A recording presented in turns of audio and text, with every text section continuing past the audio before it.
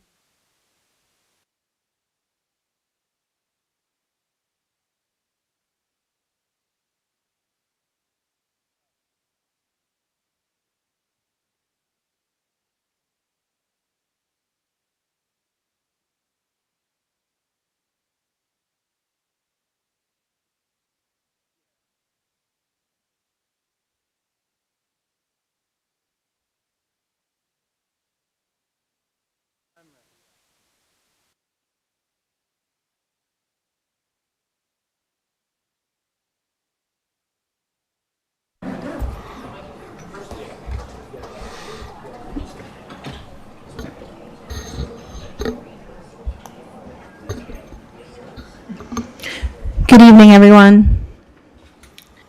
I'll now call to order this meeting of committees of Lancaster City Council for October 6th, 2025.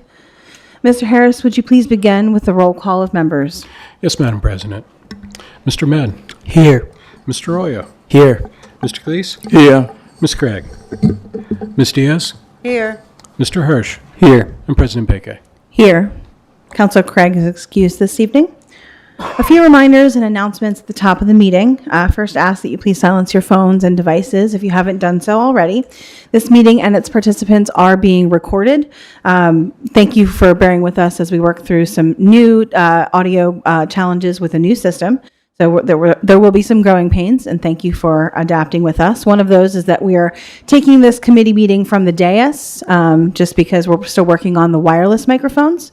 So that's why we're up here this evening and not at our table. Tonight, again, we have meetings of committees of council. There's no general public comment period during these meetings. However, committee chairs will call for comments from the public for legislative items, that's bills and resolutions.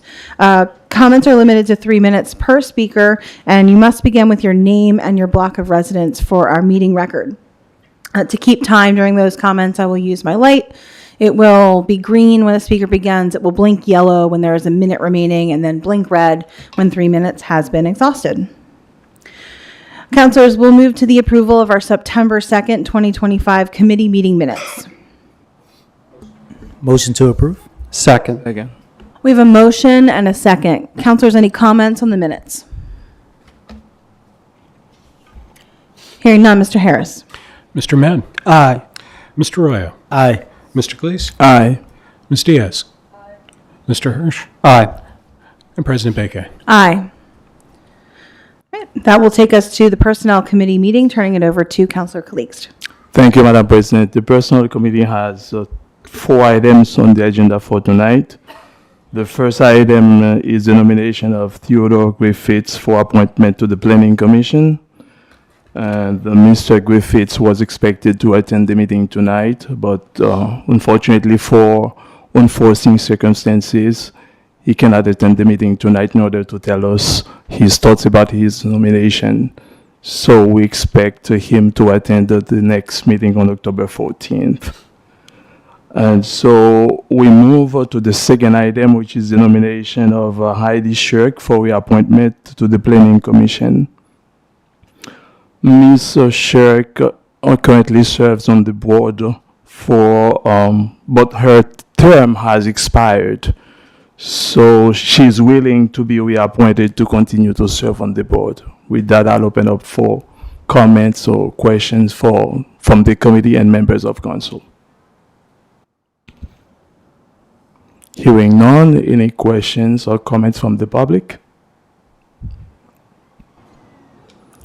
So thank you. So I'll make a motion to move this nomination to our next council meeting on October 14th. Second. All in favors? Aye. The next item is the nomination of Heidi Shirk. The nomination of Iber Guerrero Lopez for reappointment to the Lancaster Industrial Development Authority. And Ms. Guerrero Lopez's current term has expired on the board, and she's willing to be reappointed. And I'll open up for questions and comments from members of the committee and from council. From the public? I'll make a motion to move this nomination to our next council meeting on October 14th. Second.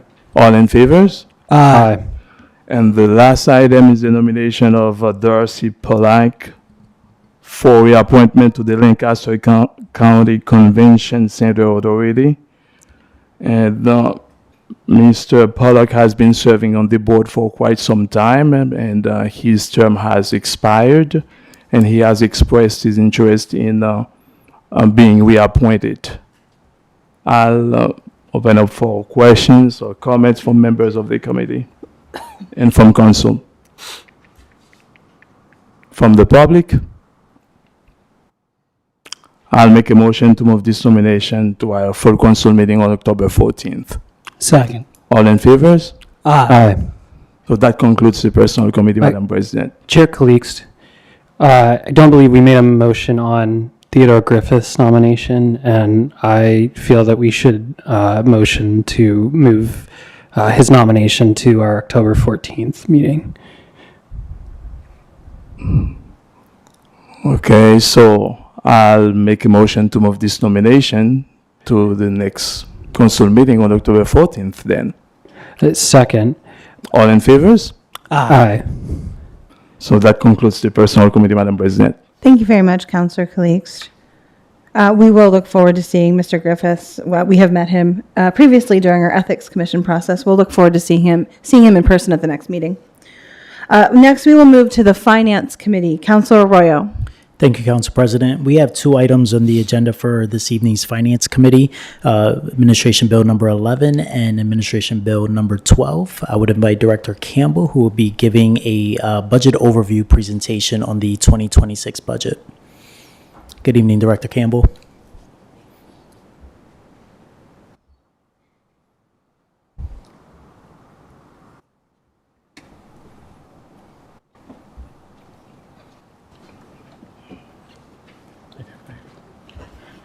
Sometimes it just takes like a second. A little bit of a cool. Is that what we got? We'll go with that.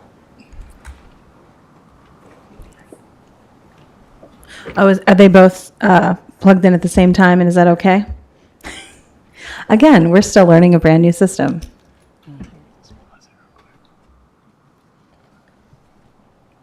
Hi. While they're working on that, maybe I can just give the overview. Oh, there we go. Perfect. All right. Great. So we will be talking about both of these bills together. They coincide with each other, both the budget and the real estate tax rates. So first of all, thank you all for taking time to review the 2026 proposed budget this evening. I'm remembering that at this time last year, we were presenting you with two different budgets. I'm grateful we don't have to produce two budgets this year. This has definitely made the budget process less complicated, though as many of you who have created budgets know, there's still a lot of work involved. So given that, before I dive into the budget itself, I just wanted to give a big thank you to our accounting team who spent a lot of hours on this and actually are currently upstairs working on ensuring that the budget booklet is working right. So it's definitely a collective effort, and we can't do this with just one person or even just one team. So just a big thanks to all involved. So tonight begins the public input portion of the 2026 budget process. We will have a draft of the budget posted on the website tomorrow morning, and it will be available on Engage Lancaster as well to make comments on. I want to emphasize again that this is a draft, so nothing is set in stone. There's a number of opportunities for everyone to interact with this budget before it is adopted. I have a schedule included at the end of my presentation that we will go over to talk about all of the dates and options. So let's jump in. Tonight, as we as we've done traditionally, I'm going to give a very high-level overview of the budget. The budget hearings coming up later this month and in November will provide many more details from the departments and the various funds on both the expenses and the revenue in the budget. The biggest noteworthy subject, the mayor talked about this in her address, we are not proposing any increases in taxes or fees for city residents this year. This means no real estate or earned income tax increase and no increases in utility fees for inside city customers. We did submit a water rate increase case to the PUC last week. So we do anticipate an increase in water rates for customers outside of the city at some point in 2026. It's very unlikely that we will receive approval for the full increase that we requested. The PUC doesn't typically do that. So we do not know yet what this increase will be, nor do we know when it will take place. The PUC has to process it first. So a few other highlights. For the general fund, ARPA funding has now ended. This means a reduction in income from 2025 of $2.4 million. Earned income tax is coming in almost exactly as we projected with the increased rates this year. We're anticipating that this will continue to grow with the natural increases in incomes. We continue to hear that Lancaster County and city incomes are continuing to increase, and so we will keep watching that based on national trends as well. This next point feels like a broken record, but as is the case every year, medical costs are rising as well as pensions. The vast majority of our salaries are set by collective bargaining agreements, and so those push costs up as well. There are 10.5 positions that are included in this year's general fund budget that were vacant previously or are new. The mayor noted the return of the chief of staff position in her address on September 23rd. Other positions are either revenue neutral related to permitting and building code functions or long overdue, especially those in HR. And we will be discussing each of those as we move through the department overviews at the budget hearings on October 21st and November 18th. And then the enterprise funds, so the water, sewer, stormwater, and the solid waste and recycling fund, those four will be discussed in much greater detail on November 18th. So I will not get into those this evening, other than I mentioned earlier that we're not planning to increase fees within the city. Okay, so this slide shows the total of the operating expenses for all of the city funds. So this includes both the general fund, which is general operations of the city, and the four enterprise funds that I just mentioned: the water fund, sewer fund, solid waste and recycling, and the stormwater management fund. This total is $159.6 million, so about $160 million for all funds combined. This is only about a 1% total increase from last year. You can see that about 52% of the total budget is the general fund. And so because the general fund is such a large portion of that budget, I'm going to spend the rest of the presentation focused on that. And again, as I just mentioned, the enterprise funds will be addressed in more detail on November 18th. So for the general fund, this graph shows the breakdown of our revenue in the regular budget. Or in the budget. We don't have to worry about regular or home rule budget anymore. The largest portion of the funds come from property taxes, but that's still just 42% of the budget, so it's less than half of the full budget. So the other sources of revenue include earned income, which is about 21% of the revenue. I will have a slide on that a little bit later. Real estate transfer tax and local services tax. These taxes combined are not a lot of revenue. It's only about 4% of the total. And I'll share a little bit more details on the real estate transfer tax in a minute as well. Other revenue categories, the city charges fees for some of the services, as well as fines, and those do bring in revenue for the city. Between all of the fees and for services and fines, this totals about 17% of our regular budget revenue. And these services include things like building permits, plumbing licenses, zoning permits, health licenses, right-of-way permit fees, parking violations, and public safety-related activities. The other revenue category on here, which is the third one on the list, that's about 11% of the regular budget. This includes a multitude of revenue sources, including payments from the enterprise funds for services that the general fund provides, and also grant funds that have been awarded to help with specific projects. And finally, as the mayor mentioned in her speech on September 23rd, we are using cash reserves of $1 million, which is about 1% of the budget. This will still keep us at approximately 20% in our cash reserve fund, which is in line with our proposed cash reserve policy that is currently being considered within the Home Rule Administrative Code. And this, additionally, this use of reserve funds helps us to smooth the ARPA cliff. All right, so just briefly, before we look at expenses, because we're not going to spend a lot of time on revenue during the budget hearings that are coming up later, I did want to spend a couple minutes on a couple of the revenue categories. So we aren't proposing increasing real estate taxes this year, but I still like to show this chart each year. This is the total assessed value of real estate within the city. And this helps us to determine the millage rate of the real estate tax. So this chart, you can see, shows that there's very little change in property assessments in the city from year to year, except in 2018 when the county implemented a reassessment. Since that time, the city's overall tax base has grown only 3%. And you can see that about a third of the property is tax exempt and cannot be taxed. So we don't really see this number move a whole lot. I will say, too, that the county is planning a tax reassessment in 2027. This is the first one since 2018. However, with those reassessments, we do need to lower the tax millage rate to be revenue neutral. So we're not projecting any significant increases in real estate tax revenue over the next years. All right, the real estate transfer tax, this is the tax that happens when a property is sold. So the city splits this tax with the school district. And this, along with the earned income tax, often is a pretty good indicator of whether or not the economy is healthy.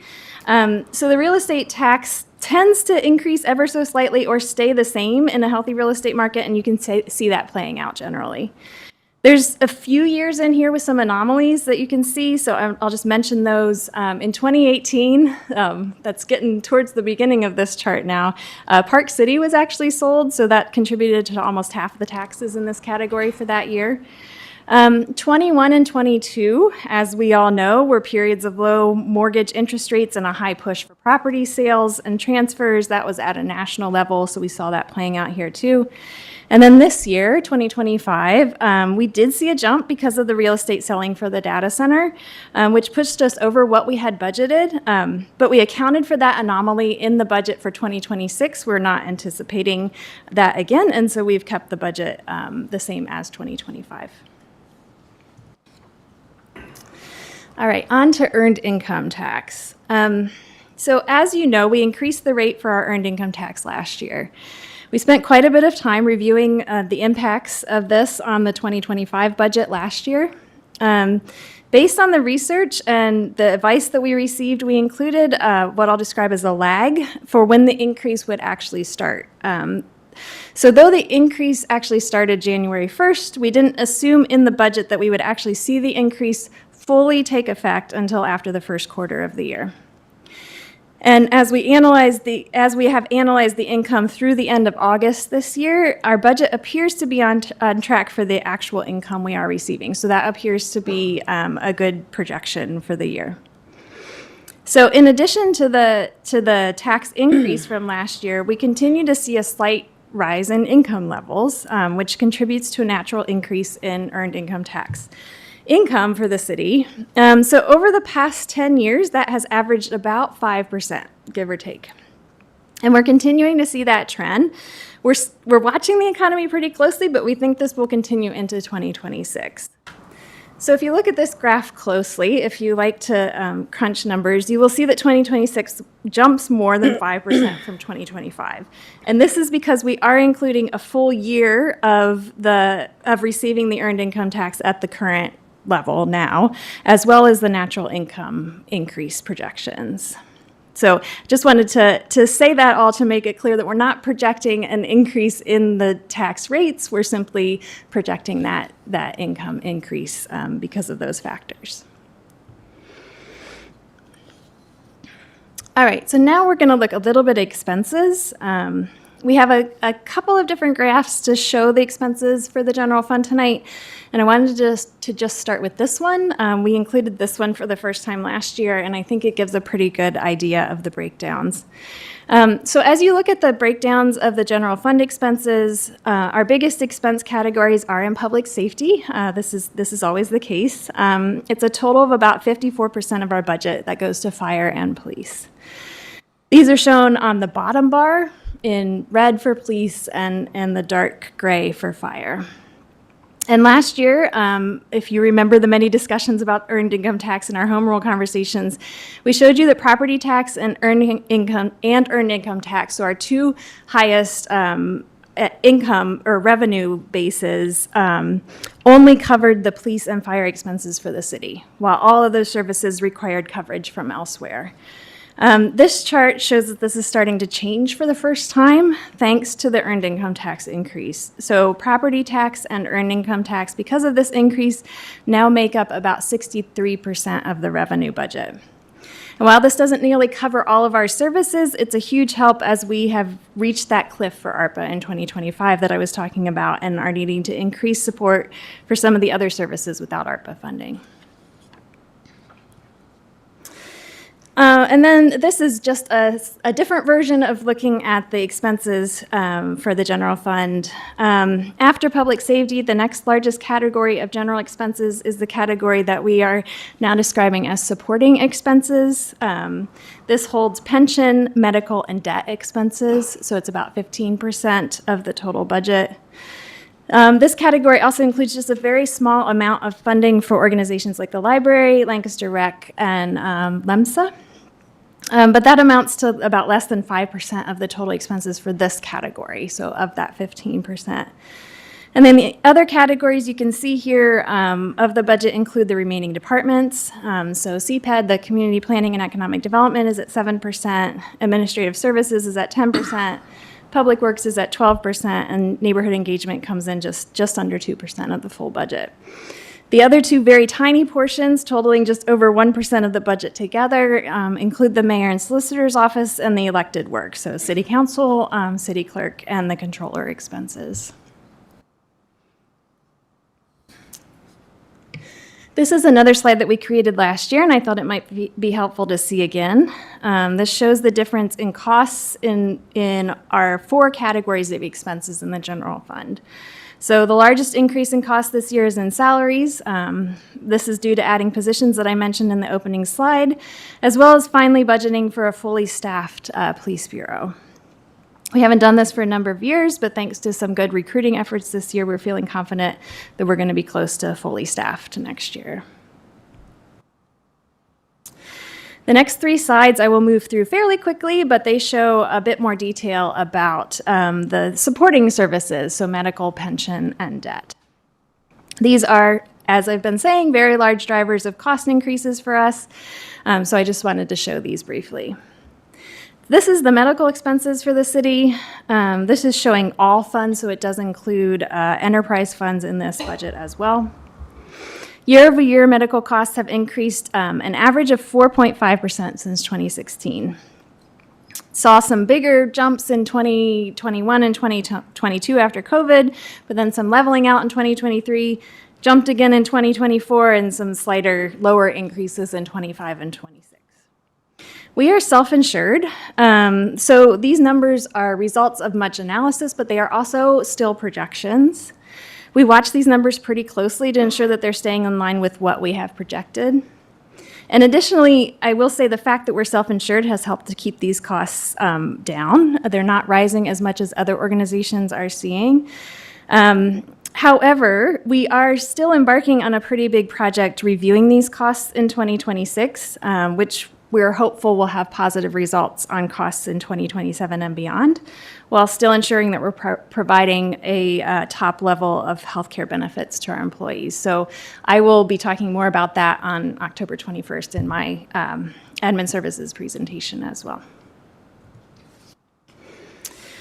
This slide shows the comparison of the pension cost obligations for the city versus the state pension aid that we receive. So as you can see, there's a steady increase for the 3 combined pensions, the police, fire, and non-uniformed, the NU up there. Those are the red, black, and gray or blue. I'm not sure what that color is. And then the state pension aid is the yellow bar. So you can see that that has increased at a much lower rate. Our obligations have risen by $4.8 million in the last 10 years, while state aid has only increased by $1.9 million during the same period.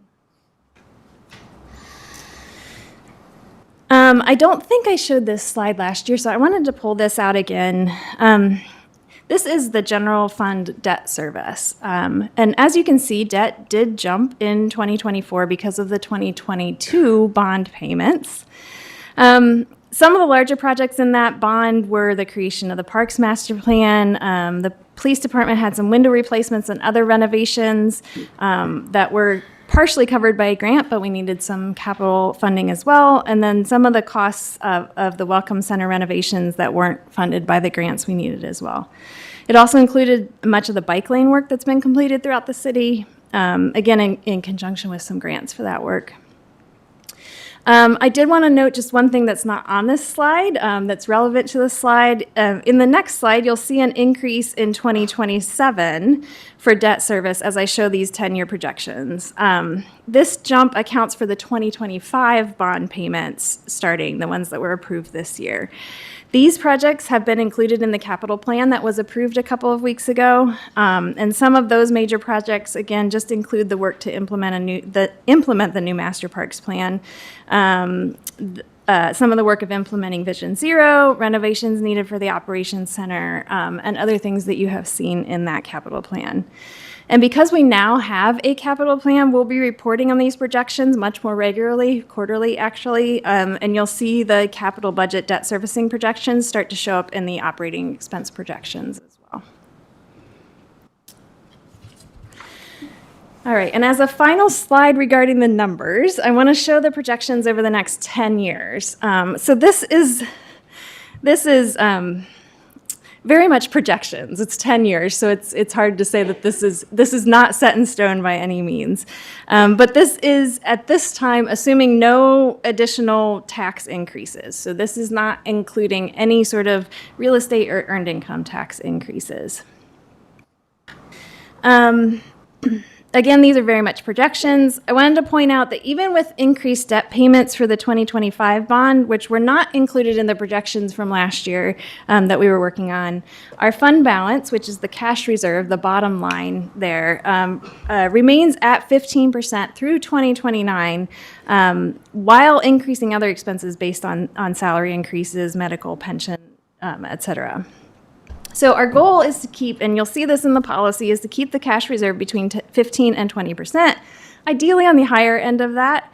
So this means that we will have some work to do in the next few years to continue to try to keep the expenses down, but it also isn't unreachable to remove these deficits in the upcoming years. We won't necessarily need to increase taxes to remove those deficits.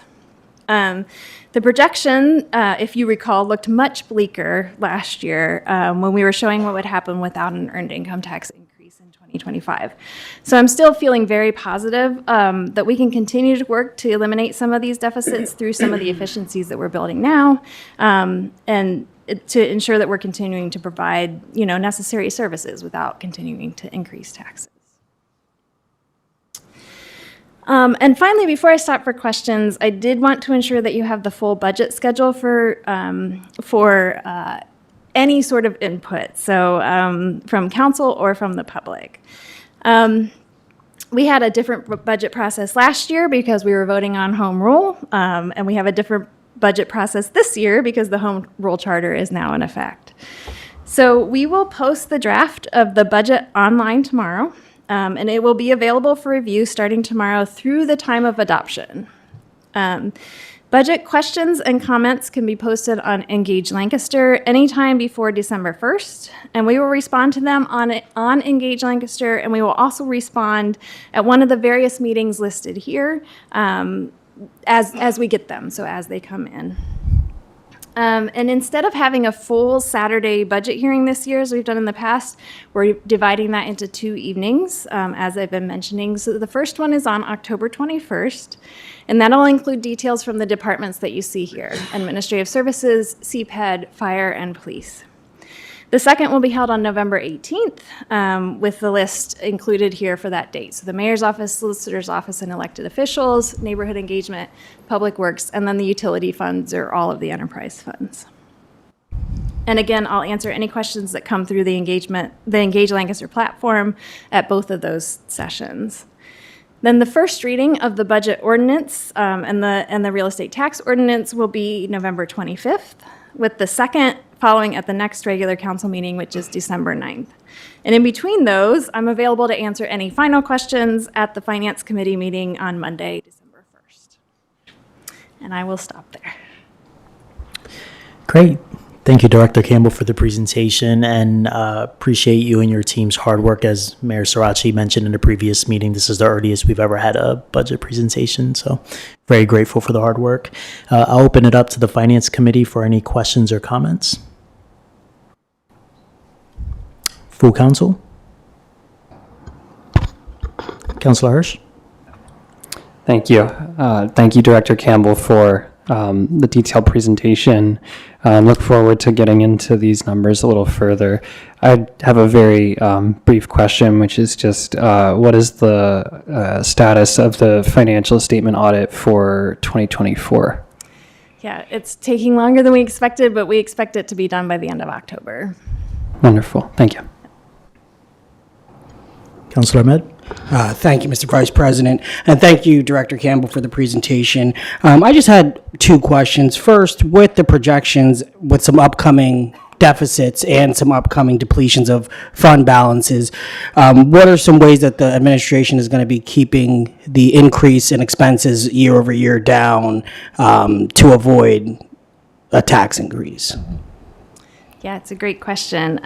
So a couple of the things that we're looking at, one is what I mentioned, which is around the healthcare costs. That's always a huge driver for us. And so I will be talking more about it on October 21st. So I'm going to say come back then to hear more about it. But we are embarking on a pretty big project for that.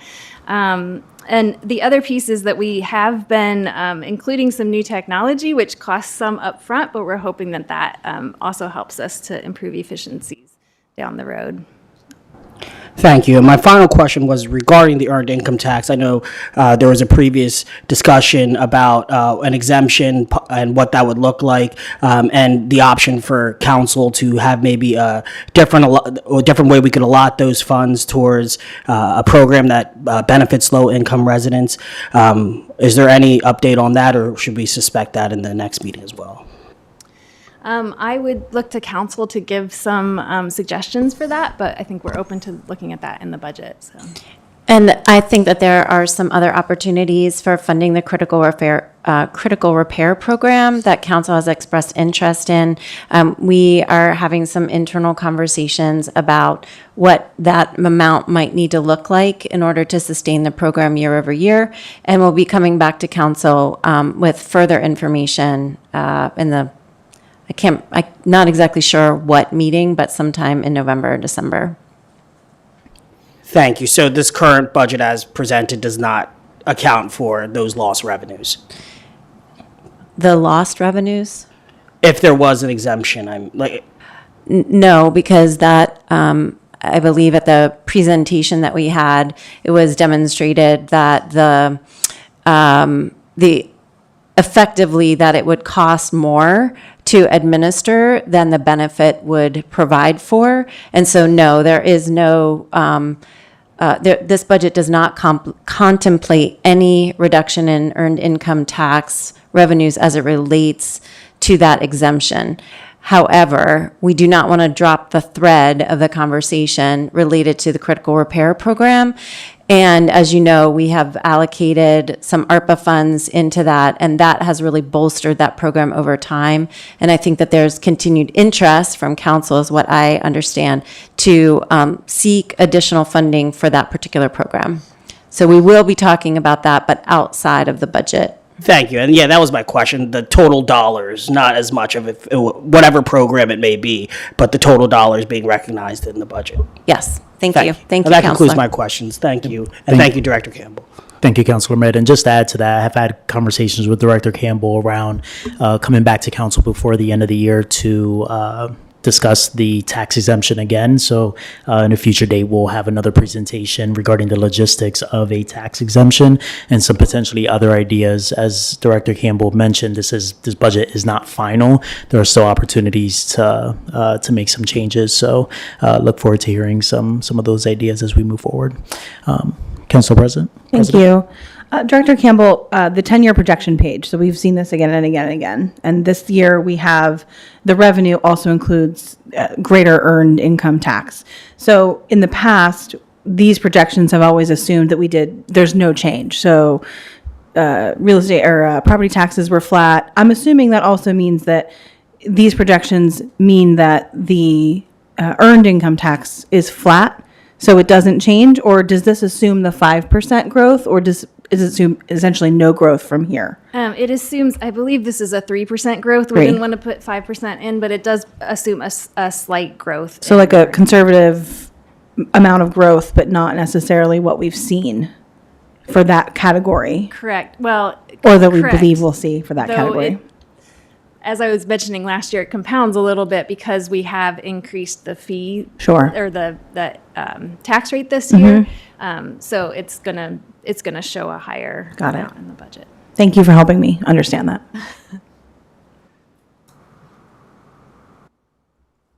Thank you, Council President. Any additional questions or comments from council? Great. At this time, prior to calling for a motion on the bills, I'll open the floor for public comment as it relates to bill number 11 or bill number 12. Any public comment?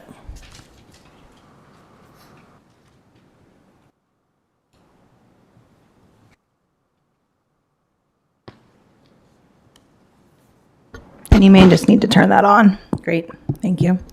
Hello. Tony Dastra, 700 block of New Holland Avenue. First, I want to thank you, Councilor Ahmed, for mentioning the tax exemption. And I think that the city needs to focus on giving that relief directly to the residents of the city, not circling it through another program. I understand that there is some expense in the administrative cost to administer such a program, but we're talking about $300,000 of the 15 point some million dollars the city gets in revenue total. So it's less than 2% of the current revenue that we're receiving from income tax, and then on top of the general operating fund budget, it's pennies on the dollar. So our poorest residents deserve that direct relief, and I want to thank you for continuing to speak on that. And then just for the record, because it's touches on some subject of later tonight, the police is the largest part of our budget. The pension is the largest part of the pensions management we have to do in the long term. And so I hope we can look forward to more efforts concerted by the government to integrate the trust in our community into the police department. Thank you. Thank you, Mr. Dasher. Any additional public comment?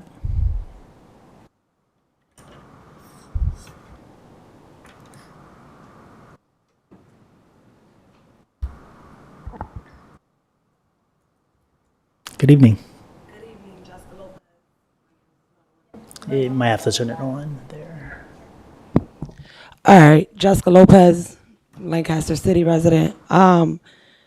My question isn't for now, but later on down the line, when we start to increase our taxes and start to hit people, we're not doing it this year, but as the budget changes, it's gonna affect people who make less more than it'll affect people who make more in the city. So the question is, are we going to later on decide to decrease our police budget and protect the actual residents of the city, or are we going to cut community engagement and housing programs instead of cutting our police budget when our wages won't be increased later on and it doesn't balance out appropriately?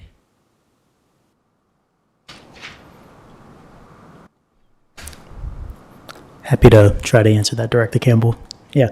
So the projections that were shown there were just projections, assuming that expenses steadily increase.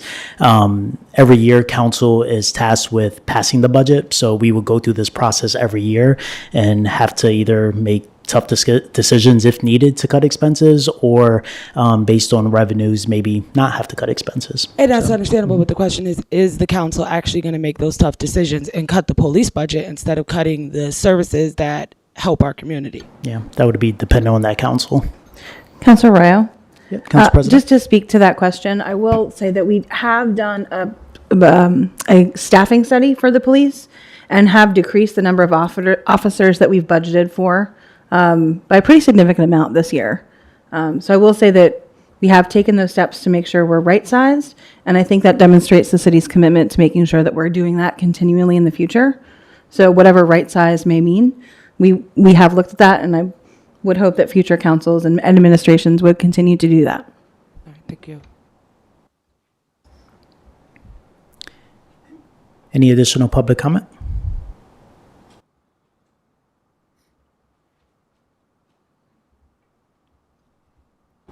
My name is Matthew Barden. I live on You might need Prince to slide that back. And it's okay to leave that on. Thank you. Yeah.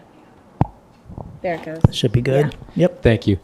So you said that you've done the work to justify the size of the police department. Is that data publicly available, or can it be made publicly available to show the justification for the size of the police believe- budget in this city? I believe that the staffing study information lives on somewhere on the city website. It's certainly documented in the meetings that we had, that we discussed it, but I can't say for certain exactly where that is today besides those meetings. I would just say that I would echo that to see that disproportionate amount of the budget dedicated to police when we have 2%, I believe it was, for community engagement, 12% for public works. We can all look around our city, and I think we can all agree that it needs more than 12% of our budget in the infrastructure. I see idle police cars consistently. I see multiple police cars for basic traffic stops. And I have a hard time believing that those kinds of things were found in the justification for the size of our police department when we're committing only 12% to public works and 2% to public engagement. Thank you. Any additional public comment? Great. Thank you, Director Campbell. With that, I will motion to move Bill number 11, 2025 to the first reading on November 25th. We have a motion and a second. All those in favor? Aye. Aye. Second, I'll motion to move Administration Bill number 12 for first reading on November 25th. We have a motion and a second. All those in favor? Aye. Aye.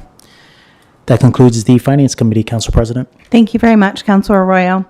We'll now move into our Community Planning Committee, handing it over then to Councilor Craig. Thank you, Council President. No. There you go. Hit it again. No. There you go. Okay, great. Thank you. We have 5 items on the agenda this evening. First of them being the review of the Historical Commission recommendation for an after-the-fact demolition and new construction at 444 West Lemon Street. Is there someone here from the Historical Commission? Yes.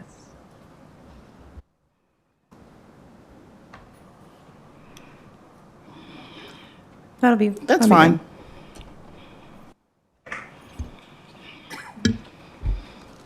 Good evening. Christopher Peters, Chair of the Historical Commission. With me tonight is Vice Chair Danielle and former Vice Chair Steve Funk as well. So as was mentioned, there was a proposal brought before us. It was after the fact demolition and new construction. This is over on Lemon Street. And what occurred, and I trust maybe you've driven by and seen it, there's a stretch of 2.5-story row homes that have a dormer.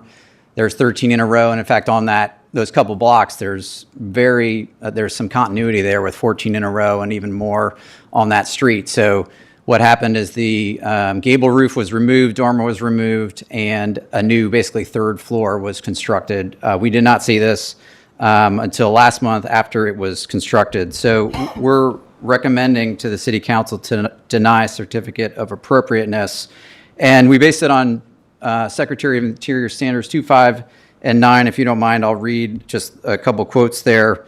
The historic character of the property shall be retained and preserved. The removal of historic materials or alteration of features and spaces that characterize a property shall be avoided. That's number 2. Number 5, distinct features, finishes, construction techniques shall be preserved. And number 9, regarding exterior alterations specifically, shall not destroy historic materials that characterize the property. The Secretary of the Interior Standards actually has some recommendations when it comes to dormers, and that's specifically what's going on with this application. Primarily, one of their recommendations is historic dormers that are part of the original design should not be altered in scale or form. So that dormer was removed, the gable roof was removed, and an entire third floor was put in its place. So there's a series of other recommendations, but I can leave it at that and open it up for questions. But that's why we recommended denial of this application. Are there any questions from the committee? Go ahead. Hi, Council Craig. I believe we also have the gentleman that is the property owner here. Are we able to hear from the Absolutely. property owner as well? Thank you, Council Craig.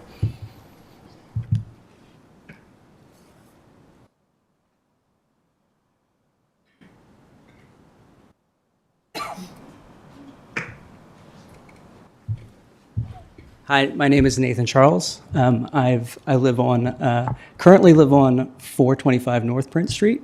I previously lived on 333 South Prince Street, and I'm hoping to move into 444 West Lemon. So it's kind of I'm quite surprised to be here. I thought we were, doing everything right. We have a permit. So I was very surprised to, essentially get after the fact notification, kind of designation of this historical review. So I have with me Jesse Pellman, who is kind of the builder. We've been working together on this concept and idea for a very long time. This is a fairly ambitious project. I have been living in the city for many, many years, and periodically have gone through the exercise of I should buy a house. And then I go look at the housing inventory, and then it's like, I should not buy a house. I get very discouraged when I see bad flips and properties that need a lot of renovation that I then compete with flippers for. So this was the first opportunity I felt like I had. I now have some means. I can now make a deep investment in Lancaster City and actually build a house that's very small. We're not really increasing the size. We pushed up the roof a little bit, but it's only the front. So effectively, we've turned a 2-story house into a 2.5-story house.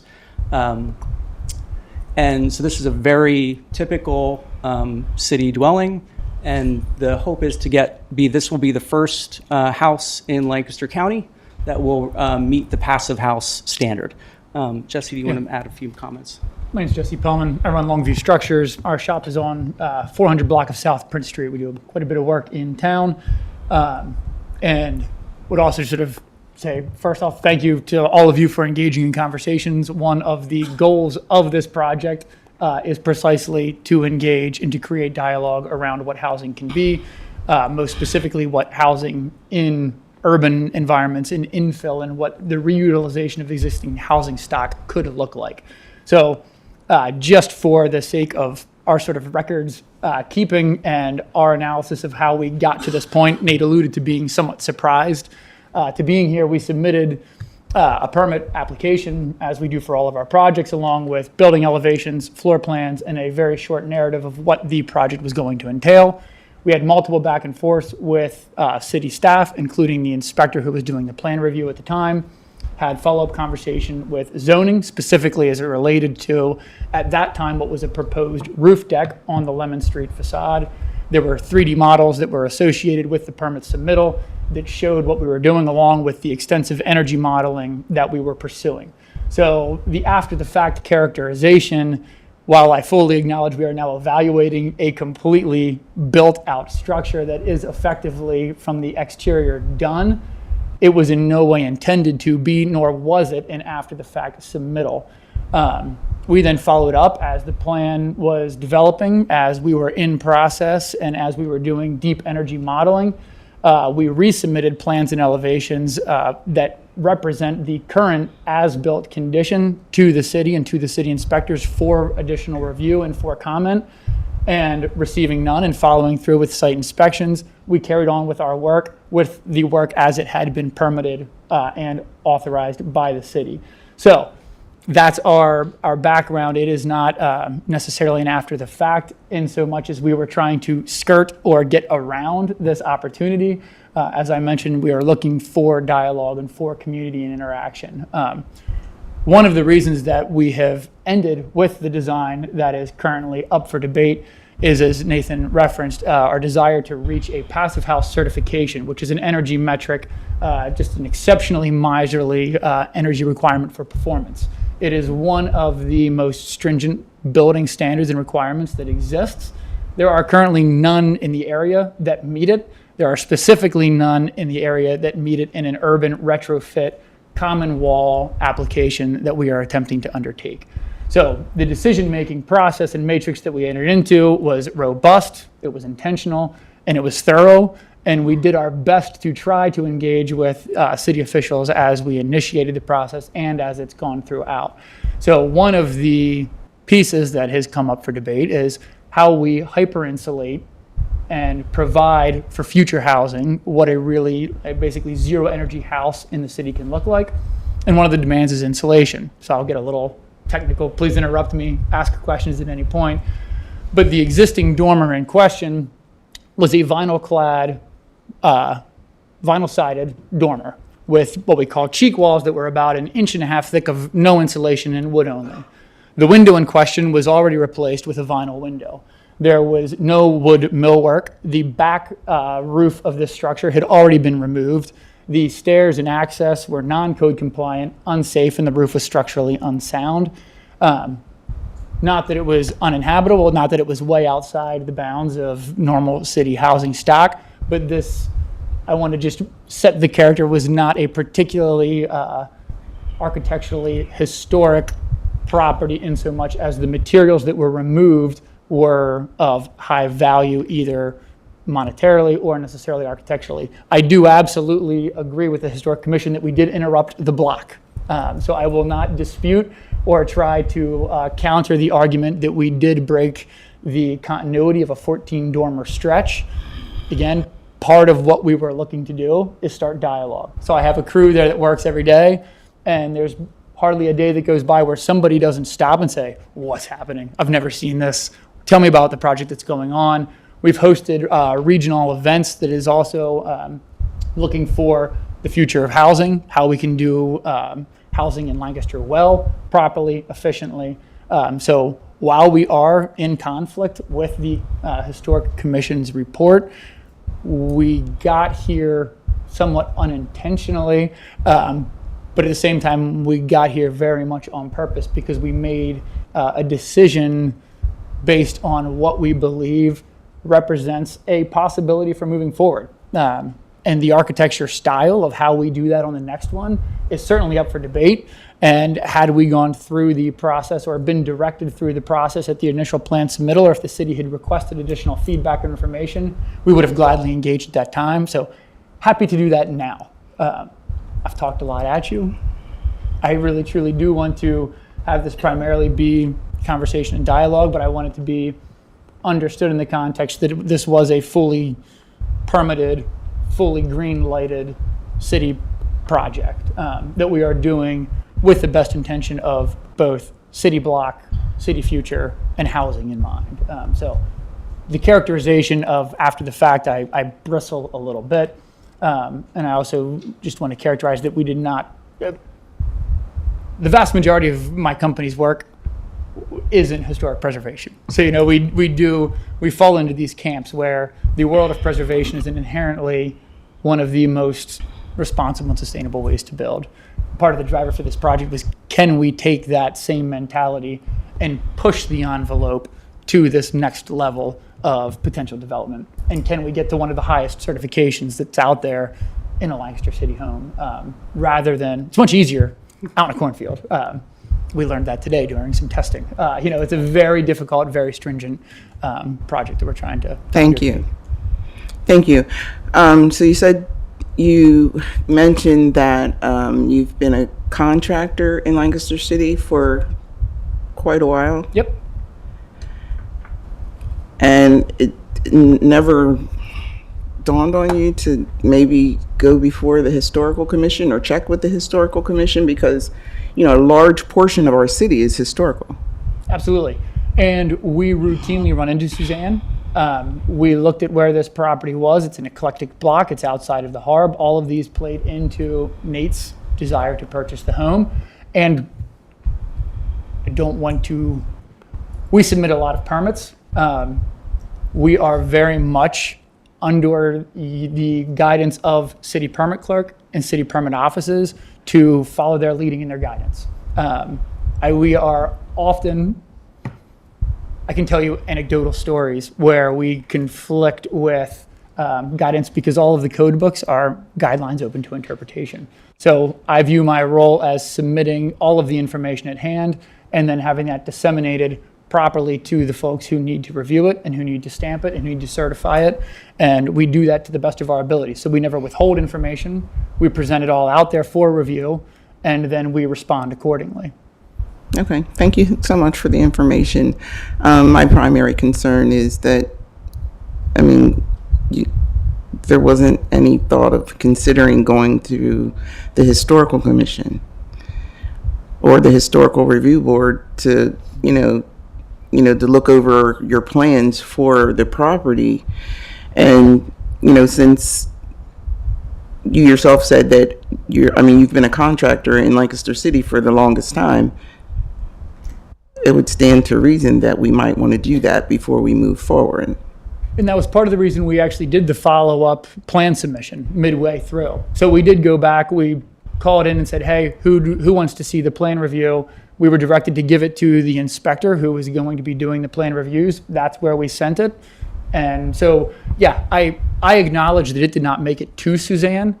That was not our intention to withhold it from the Historic Commission or any other body that could get there. Thank you. Are there any other questions from the committee? Councilor Craig? Thank you for the explanation. Curious about a couple things, and I'm not sure who in this room could potentially answer this, but specifically about the process. So when you guys applied for the permits and received these permits, you guys submitted drawings and set the expectation of what was going to be done, and I'm assuming what was applied for was completed? Well, yes. So with the resubmission, sure. So we got a permit. Mm-hmm. We realized partway through, actually somewhat in response to city infrastructure planning and looking at the utilization of upper level stories and the move to capture additional living space and density. We said, what's a responsible use? We have this out of code compliant space that we can utilize.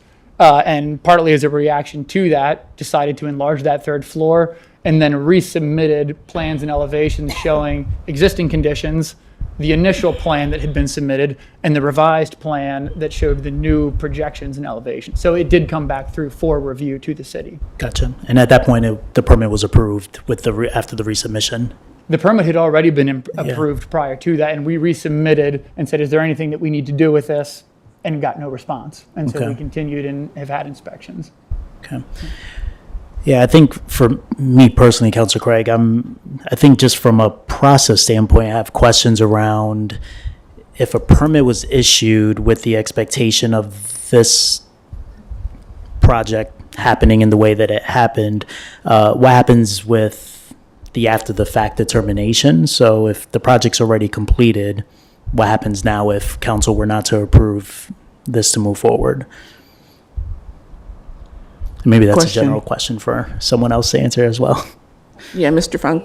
Sure, you can step up to the mic. Yes. Hi, Mr. Funk. Yeah. If this is on. I'm Steve Funk, member of the Historical Commission. You can feel free to move that up and down too. You can feel free to move that mic stand up and down too if it is low or if it's on or not on. I'm not sure.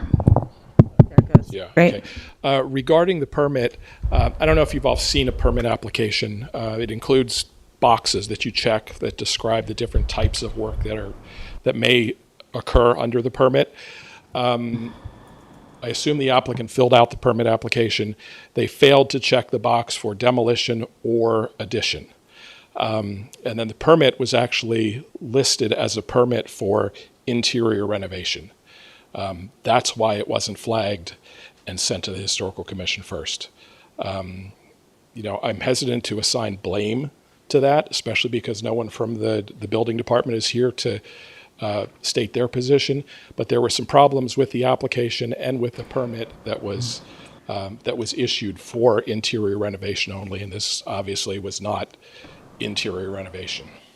it did reference full window replacement. It had three-dimensional models of the exterior. There's also a checklist on the front that we filled out in its entirety. Nowhere on the checklist does it ask us to go to the Historic Commission. So we did fill out a checklist. Well, yeah, that's So, not again, on the, like- it's not on the application. Yeah, Sure. It is up to to your- the building official to determine whether it goes to the historical commission or not. Precisely. To determine Thank what's you. reviewable. Yep. But in the historical commission's, view, the permit was issued in error. It was an administrative error, a clerical error. It was the wrong kind of permit that was issued for obviously an addition, demolition and a building addition that's not listed on the permit or the application. Thank you. Are there any further questions from the committee or full council? Councilor Craig, perhaps a staff member could answer this question, but just logistically, what does it mean to deny an application after the fact? Could someone just talk to, perhaps someone from the commission? Chris, thank you. Good evening, everyone. First of all,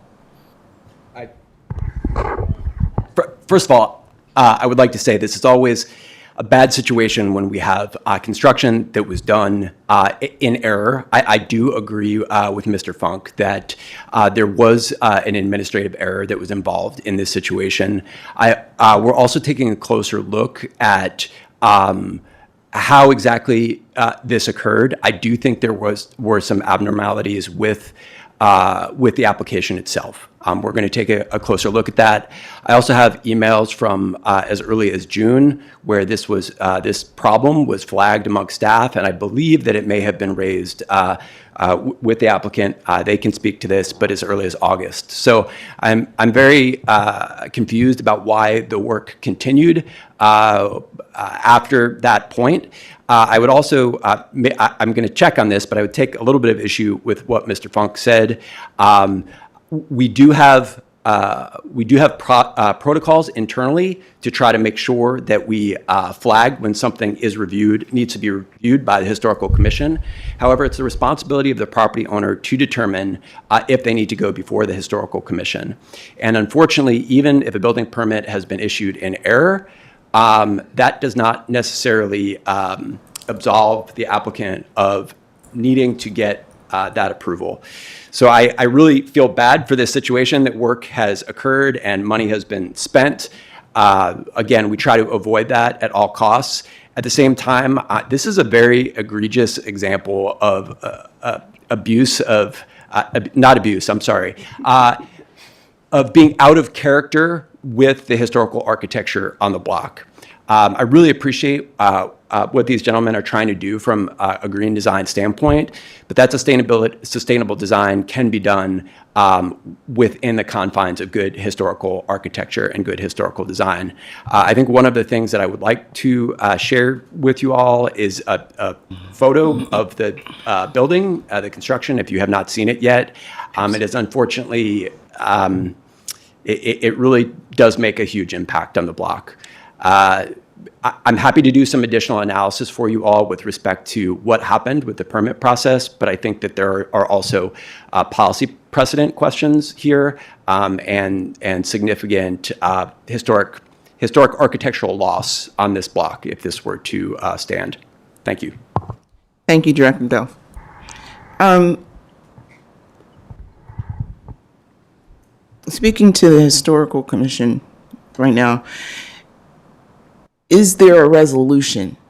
Is there something that can be done in lieu of what they have?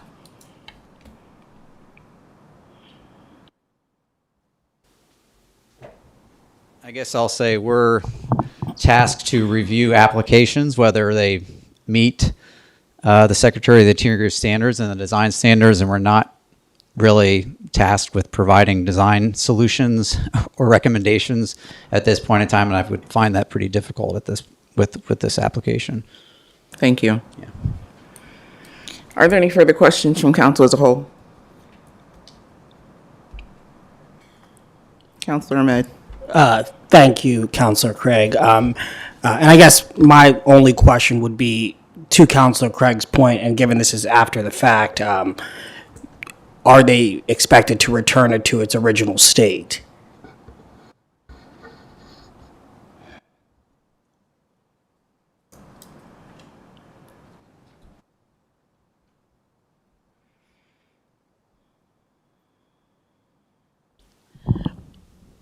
The Historical Commission just looks at what is presented to us. So we were presented with a demolition request after the fact, after it was already demolished, and then with the design. If it came to us already, like just as a blueprint, we would deny it. So that's why we denied it as built. And I will say, because my background is in preservation construction, it is very easy to figure out if a building's in the HARB or in the Historical Commission. I often will just go on the city website. You can type in the address and see what zoning and what criteria that each address needs. So that's something that is not very hard to figure out if you need to do. Councillor Craig, if I may. Absolutely. Thank you. I want to recognize the members of the Historical Commission for their work and understand that their role is really to review the Secretary of Interior standards, and this presents a really interesting and unique challenge, and it's not one that's entirely uncommon to City Council. I remember a case in which we've talked about dormers before, we've talked about roofing materials, et cetera, et cetera. But this is a substantial change to the pattern of the dormers along this particular block of Lemon Street. And it is akin to sort of seeing a group of row homes where all the porches are open and then there's that one that's enclosed right in the middle of the block. And so I also want to acknowledge the ambitiousness of the certification program that you're going through, and the efforts that you're taking to do something that's very unique in the city from a sustainability and a net zero energy project. I also acknowledge, and I've never met you before, Jesse, but I'm familiar that your business is located here in the city, and I do see Longview structure signs throughout the city, and I know that you are conscientious in the work that you're doing. There's a lot of different things that have happened in this particular circumstance. What I'm going to suggest to you, Councillor Craig, is a motion to table, because I think that we need to have, if council is going to pursue a path in which there needs to be the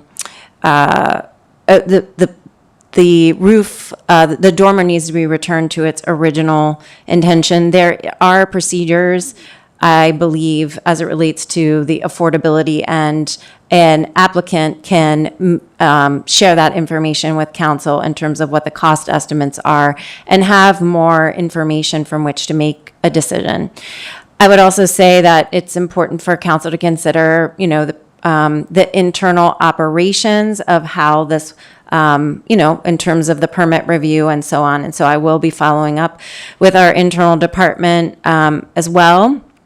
In terms of just the check boxes. But this isn't just about the check box. This is about a house that is going to ostensibly be forever changed by these renovations, as good intentioned and as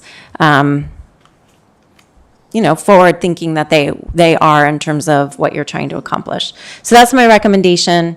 I probably could have gotten to that more quickly, but thank you for hanging with me as I'm thinking a little bit out loud. Thank you so much, Mayor. Councilor Craig, if I may. Sorry, go ahead. Oh, Councilor Cleese. Thank you, Councilor Craig. I'm wondering, I'm not sure who would answer that question. Would it be possible to submit a new application if they follow the Historical Commission's guidelines? Would you gentlemen be able to submit a new application?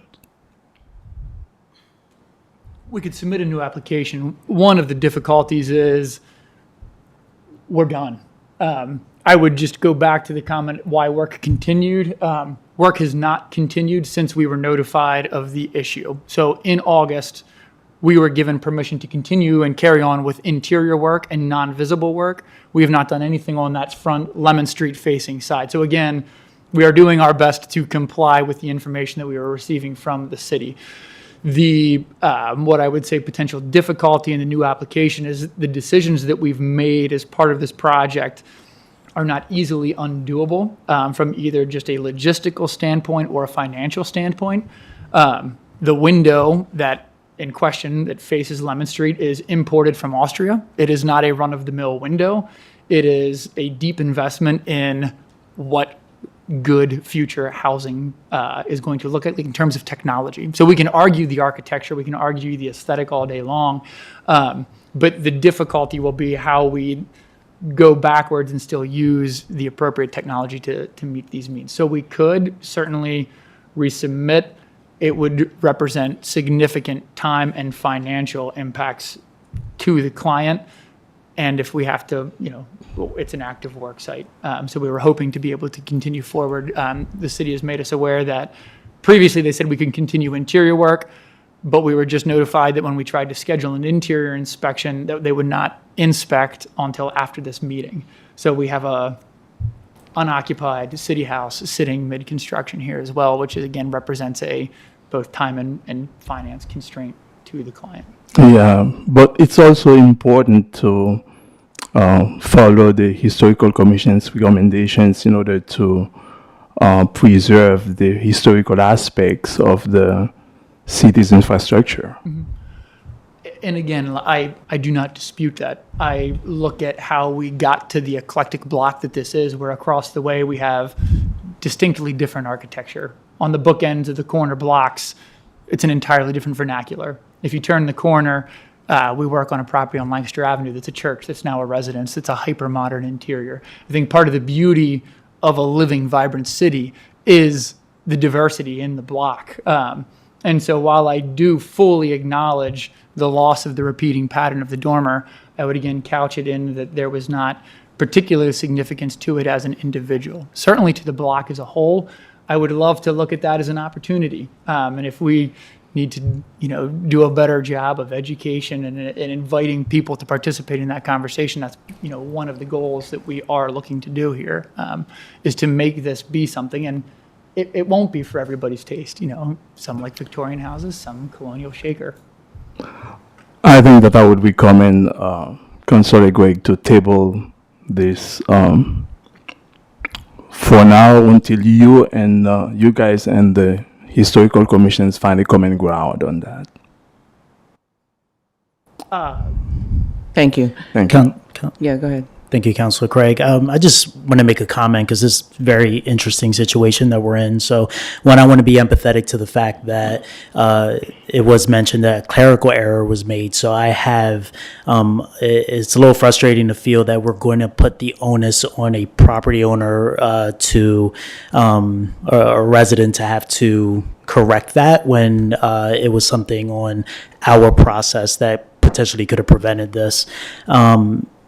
The other thing that I do want to mention, why I think I have a deep appreciation for our city's historical infrastructure. I think the reality as well is that there are numerous conversations that are happening throughout our community around housing affordability, energy consumption, energy affordability, and it's going to take innovative solutions to solve those challenges. So, right now we have this tension between a historic housing stock, which, yes, we definitely should preserve, and also the need for innovative solutions around housing affordability. So it's interesting that this specific property also is demonstrating this new idea that can save anywhere from 70 to 90% in energy costs, which I find fascinating for a city that is suffering through a housing crisis and a housing affordability crisis, and energy consumption can be a big part of that. So, Yeah, I want to make that comment. I think, given the fact that this is done, I would also encourage and recommend Mayor Sirachi's recommendation around tabling this to ensure that we can come up with a good solution and move forward that honors our city's historic integrity, but then also understands that there are opportunities for new innovative solutions to housing affordability here. Thank you, Councilor Vice. Are there any questions or comments from the public?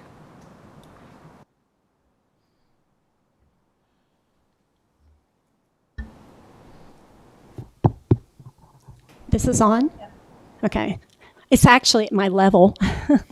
I'm Susie Hoover. I have a house at 204 East King Street, 1787. When I redid that house a number of years ago, people tried to sell me replacement windows, this, that, and the other thing. And I retained the original windows. I had them redone. Not even well painted and that sort of thing. A specialty insulation window storm window on that. And I would say with an old house that age, and I took efforts with the best heating, the air conditioning that I could, my utility bills on that house are very low. And people come into my house and they tell me how incredibly quiet it is for being right on the frontage of East King Street, which it is. And so I think there are ways of accomplishing staying historic with materials that are very conducive to these type of renewal of historic homes without making major deviation from regulations for historic homes. Thank you. Thank you, Ms. Hoover.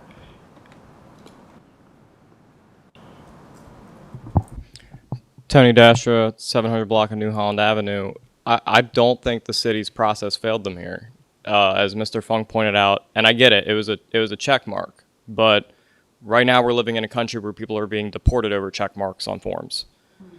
This is honestly a situation which I understand the complications, but something was filled out wrong and the process was followed incorrectly, and that stuff happens. I think we do need to be mindful of our historic architecture, but I've even said to some people, like, we don't need to preserve every single house in Lancaster City for its historic nature if we're trying to be a city that develops. So I think me as a member of the public, I'm open to change. I don't understand the full context of your situation, but I want to defend the city here and say, like, I don't think that their process was wrong. I'm going to assume to be a genuine error. And I hope for you all the best in navigating this going forward, but sorry. Thank you, Mr. Astor. Are there any further questions from the public or comments? Hearing none, I'd like to make a motion to table this resolution, the historical review, until we can investigate much further. All those in favor? Aye. Aye. Thank you. Thank you, gentlemen. All right, the next item on our agenda this evening is Administration Resolution Number 65, 2025, authorizing a cooperation agreement for grant funding with the Lancaster County Housing and Redevelopment Authority. Director Campbell. Tina Campbell.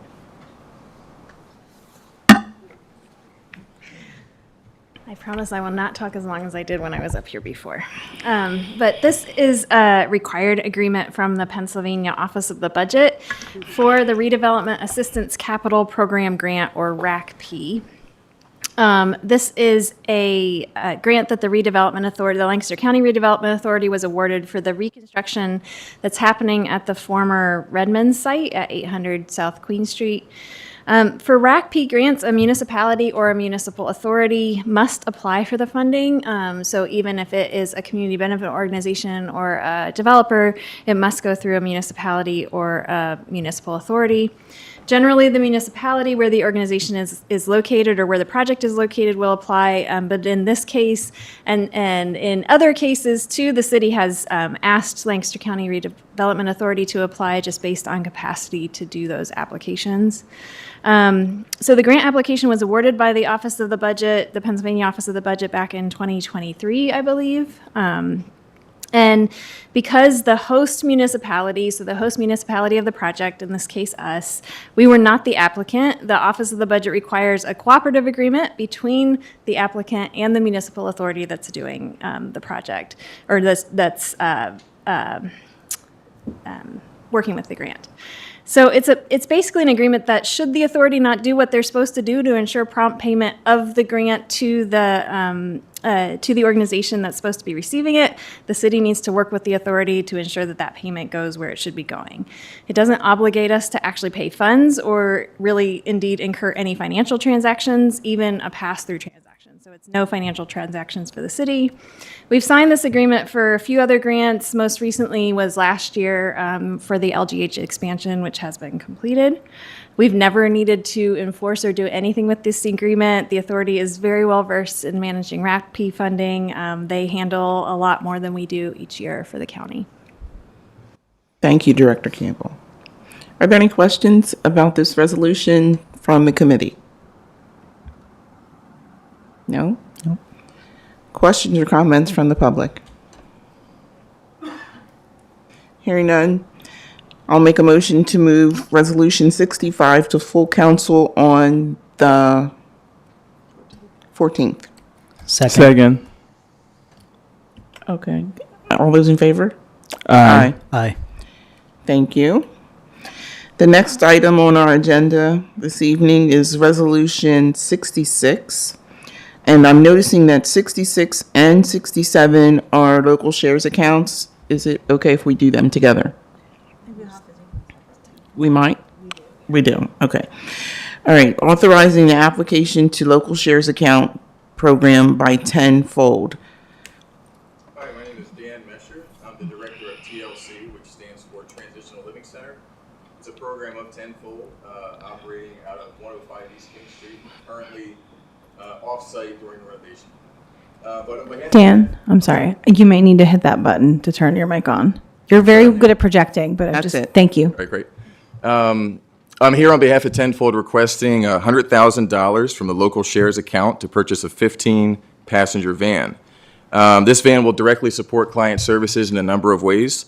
It will serve the transportation needs of Tenfold's shelter and housing stability programs. At any given time, there are 190 households in Tenfold's programs that could benefit from transportation. In each of these programs, case managers provide services to individuals and families experiencing homelessness in Lancaster County. Many of these households face transportation barriers, limiting access to things like employment opportunities, health care, housing appointments, and food banks. A 15-passenger van would also serve as a means for households without transportation to access TLC, emergency shelter, when they cannot get there on their own.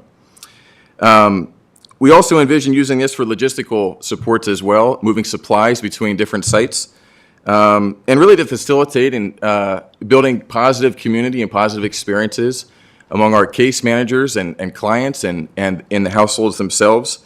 Having the ability to take people on educational outings, attending local events, volunteering, all of which promote connections, strengthen relationships, and build community. We believe that a 15-passenger van aligns with the LSA's goal of enhancing community, well-being, and infrastructure.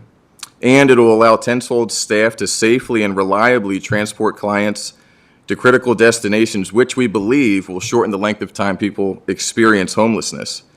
And that we feel like is a win for everybody. Thank you. I'm going to ask if Director Campbell can come and give us a brief overview so that we can just review what local shares are and where they come from. I'm going to actually just introduce you to Jen Orantes, who is our Community Fund Development Manager, and she handles all of the LSA grants, so she's going to give you a little overview. Wonderful. Perfect. Again, I'm Jen, and the purpose of the statewide LSA program is to reinvest gaming funds into projects in the communities to improve quality of life across Pennsylvania. So specifically, these grants range anywhere from $25,000 to $1 million, and there's no local match required. Funding can be used to support public infrastructure, community facilities, equipment, vehicle purchases, demolition, and planning and design work. So a lot of the benefits that comes to the communities that apply and receive LSA funding, it brings outside investment into projects that might otherwise be unfunded, improves neighborhood facilities and services, and creates opportunities for partnerships, specifically because the city needs to apply for any nonprofits or other organizations who are interested in these programs. So since 2022, when we were first able to apply for these grants, we as a city have submitted 30 applications, 11 have been awarded, and we're still waiting for 2024 applications. In total, Lancaster City has received $5.9 million in awarded dollars through the LSA program, and in 2025, we're expecting to submit 11 more. Thank you so much. Are there any questions from the committee on the local shares? Councilor Craig, I have one clarification that might be important context. Also, thank you for your application. I think it's a very worthy project. But just about the local shares process, although we submit the application on behalf of the organizations, do we have any sort of fiduciary responsibility or oversight if they are to be awarded? We do not. So we sign with any awarded organization, we sign an MOU with them, basically stating that we are there for support, for grant support, and that all of the then reimbursements come through us. But we are not the owners of those dollars. It comes from the state directly. Thank you. Mm-hmm. Wonderful. I'm going to make a motion that we move Resolution 66 to full council on the 14th. Second. All those in favor? Aye.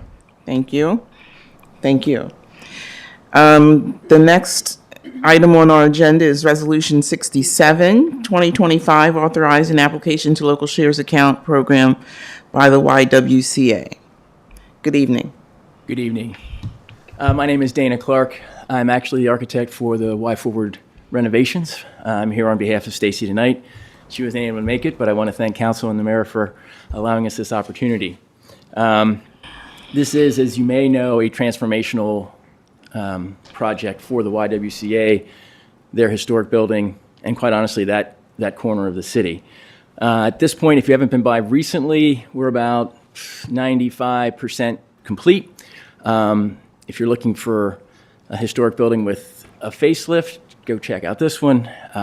We're super excited for having been able to remove the stair tower and restore the facade of that building. So if you haven't been by, please take a walk and take a look. I have promised everyone on staff there that they will be in before Thanksgiving. If they don't, they promised they would cook me. So in the next steps for this, in this first, there were 2 other previous phases that we did, some with LSA funding. This phase, we were going to welcome new tenants, 17. We've added 17 units of low-income housing and then refurbished 12 existing residential suites in the existing building. What we're looking for now, the request before you, is to support Phase 4, which is the last phase of this really ambitious project. This last phase will renovate all the additional residential suites that have not been touched by any of the 3 previous phases. It will enhance livability and efficiency. We talked a little bit about energy efficiency. It is key in making an older building work well. Part of what we're doing is increasing the efficiency of all the units. And Phase 4 continues to do that on the 4th floor, which is the location of the remaining units that need to be renovated. The 2nd floor, another key component is a child care component. The 2nd floor is going to get reorganized and renovated. Again, not only improved utilities, HVAC, lighting, but also better layout to support more programs for the daycare center. So we're excited. We're excited by that. It will increase the overall capacity of the Y and its program, which is something that they really do need. The first floor, so the phase 4 is really the 4th floor, the 2nd floor, and some additional work on the first floor. The work on the first floor, if you guys have been in there, you know there's an old gymnasium that was in there, similar to what we did when we filled in the old auditorium space. We're looking to get more square footage in this urban environment, and there's nowhere for them to go. So the best use of that existing facility would be to add another floor there. And again, this is all to increase the childcare program. So all the work that we're doing, I know they'll be very excited to show you all at the open house. All the work we're doing is very sensitive to historic fiber inside the building and outside the building. So while it's unfortunate to infill a volume space, I think in this particular case it makes sense for the Y and their programming. And again, the first floor layout, some of the lobby, if you guys have been in the lobby, you know has had some less sensitive work done to it. The last piece of phase 4 is to take certain portions of that lobby that are really open to the public and for community use and sort of restore those pieces back to a more historically sensitive context. So the full cost for phase 4 is projected at $7 million. Phase 3 is going to finish, they've already spent or will be spending at the end of phase 3, $11 million. So the Y has invested significant resources, not only through grant programs like the LSA, but Stacy has done a phenomenal job of looking for other forms of revenue to support the mission and the programs at the Y. So I was pretty excited that she asked me to come and help with this one. You guys have any questions? Thank you. I have one question. How many total units will be in the Y? So there's going to be I think there are, I knew you were going to ask me that. I'm going to guess, and don't hold me to this, because I don't have my drawings with me. I'm going to guess there's an additional 24 units on the 4th floor that'll be wound into this, so that takes it to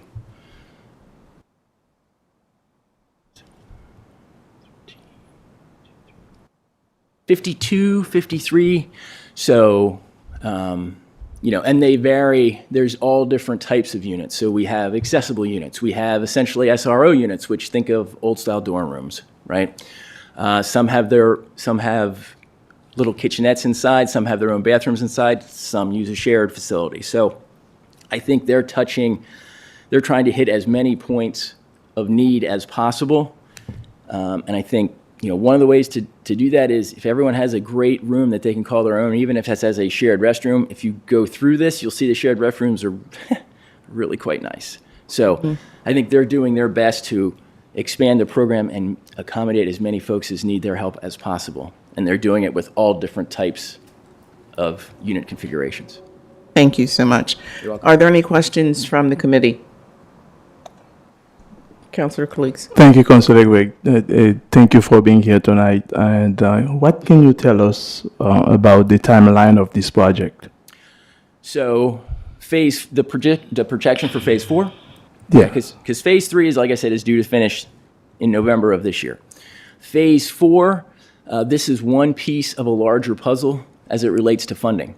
So I think Stacy's goals are to have drawings underway in 2026 for phase 4, which would put us into a 2027 start for phase 4. So. Thank you. You're welcome. Thank you, Councilor Gregg. Are there any further questions from council as a whole? Questions or comments?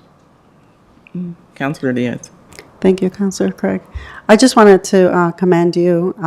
I was a counselor for sexual assault years ago, so seeing it grow and seeing it build, it's great. It just feels good knowing that women that run into situations of sexual assault or not having a home, it's great to know where they can go. Thank you. And I think that's always been our goal. When they built the building, it was supposed to be, as nice for the people that were coming in to use it as it was for someone that was wealthy that lived in the city. And what we've really tried to do is take that same level of care and bring it to the new and restore the structure so it's doing the same thing regardless. So appreciate you hearing that. Thank you. I'll make a motion that we move Resolution 67 to full council on the 14th. Second. All those in favor? Aye. Thank you so much. Thank you. The last item on our agenda this evening is Council Bill Number 10, 2025, amending the zoning ordinance to address data centers.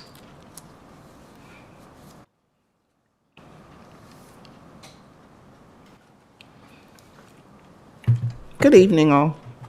Hello. Good evening. Hi.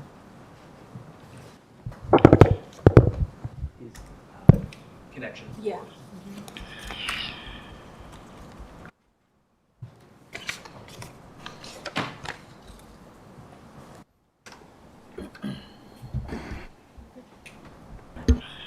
Director Dels, have you connected using that before? I don't think so. Okay, David's going to help you with a quick little install.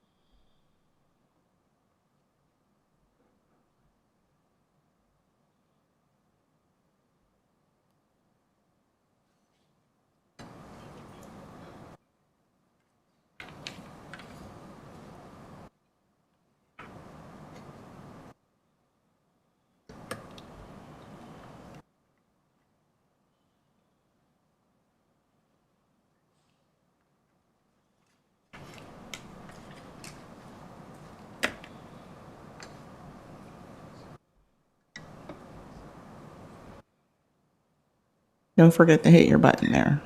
You're going to spread.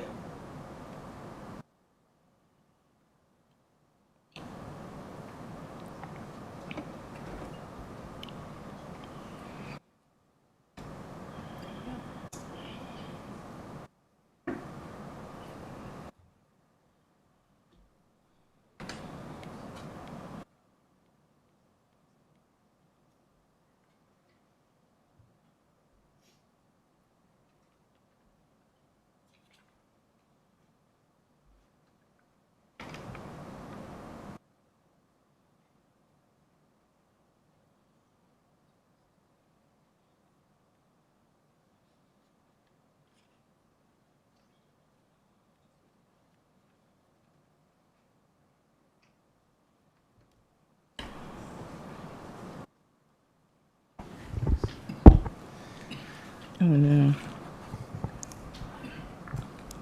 Good evening, everybody. Sorry for the delay. I was looking for my speaker notes, but we're going to go with Plan B and use the hard copy instead. Okay. Well,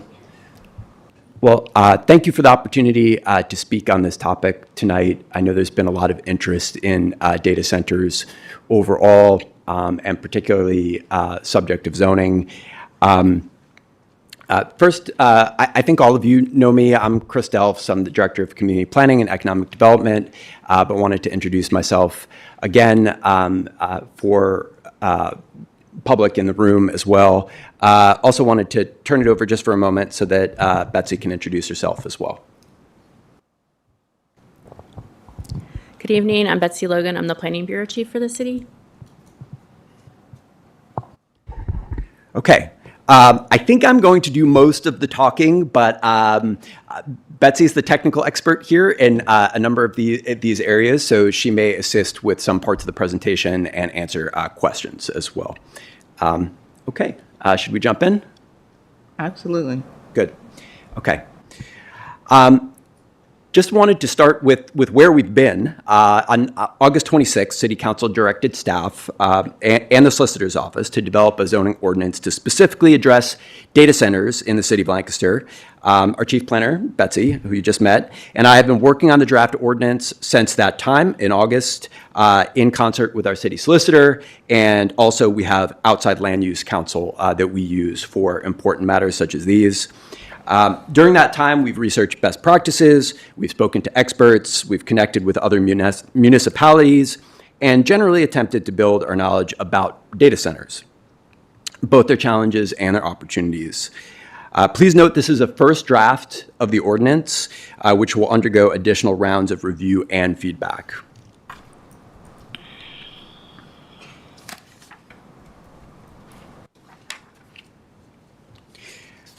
So normally I end a presentation with process. I don't usually start with process, but I think in this case it's really important. So we're clear about where we're headed. Formulating zoning code was designed to be deliberative. In other words, it is a slow process by nature. I think the state and the local legislatures contemplated that this is intended to be a slow process so that it's well thought through before we make changes to our zoning code. Typically, this type of work, the research and the development of this kind of ordinance takes in the realm of 3 to 4 months. Staff have expedited our work at the request of council, and most importantly, this is an important community issue that has a sense of urgency here. On this slide, I wanted to talk about the zoning process in general. Here on the left, whether this is a data center consideration or any kind of change to the zoning ordinance, there are steps that we must go through as staff and as a city government. The first is essentially the introduction of the zoning ordinance, the zoning amendment. That's what's happening here tonight. This is the first presentment to the City Council Committee. In addition to that, there is a review and comment or recommendation by the City Planning Commission and by the County Planning Commission. There's also a public hearing that is required by law. Typically, that happens before City Council. That's how we have done this in the past. And then because it's an ordinance and not a resolution, it requires the 2 readings before council and ultimately vote and adoption, if that's what you so choose. Moving on to how that applies to this particular zoning ordinance for the data centers, there are a couple dates that we know for sure right now. The first is tonight, October 6th. The second date is we have told our City Planning Commission that after tonight we will be sharing the ordinance draft with them and that they will have an opportunity to discuss this ordinance, draft ordinance on October 15th as well. There is a mandatory 45-day review process with the county staff and County Planning Commission. We can come back and talk about that later if it's valuable, but I just wanted to note that here. Ultimately, we also have to have the hearing and the 2 readings before council that I mentioned. These dates have not been set in stone yet, but we have considered that they would occur probably in the end of October or during the month of December.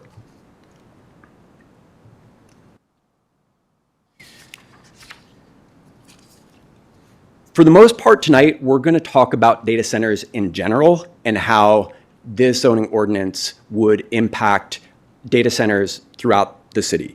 However, we all know that 2 data centers have been proposed in the city at this time. One is on Greenfield Road and one is on Harrisburg Pike. I think it's important to talk about the zoning map and maybe to a certain extent the comprehensive plan, future land use map as well. The location or the data center that has been proposed at the Greenfield Road location is in the suburban manufacturing zoning district. The map on the left, you can see it's in the top right corner in the blue color. And then the Harrisburg Pike location is in that lavender color. It's in the central manufacturing zoning district, and it's sort of in the top left, fairly close to Longs Park. So One of the things I just wanted to say in general here, I think there may be more questions about this, but it is not lawful for us as a municipality to exclude any particular land use in the city, including data centers. Our comp plan and our zoning ordinance determines where specific uses are best suited. So I know there has been a lot of consternation about the zoning determination related to the Greenfield Road site, for example. I know there's some granular issues there at play, but just wanted to start with the suburban manufacturing zoning district itself. I want to read you the definition from that particular zoning district in our zoning code.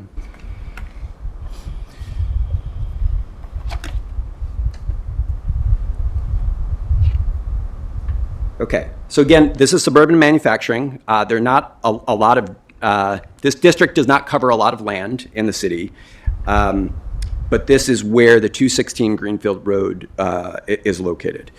The suburban manufacturing district is intended to accommodate the most intense industrial uses, which have greater land area requirements and need for close proximity to regional transportation networks, including railway and limited access highways. There's more there related to other commercial and retail uses, but I think that applies most to what we're talking about here in the case of a data center.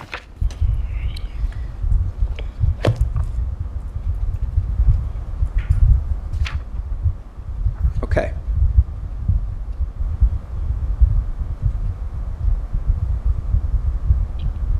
Before we jump into the content of the ordinance, I think you all have a copy of the draft ordinance in front of you, and I believe it's been shared with the audience as well.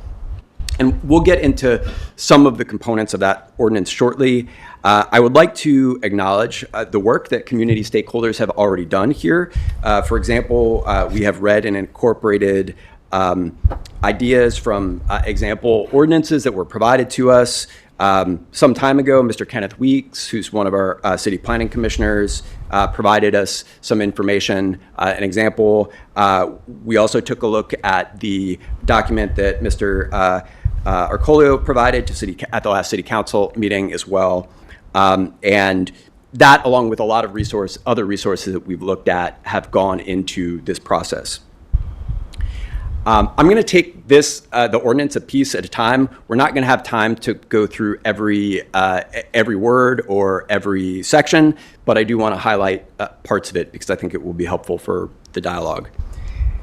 First of all, as with any ordinance, we start with the whereas clauses. The intent here is to frame the purpose and need of this change to our code.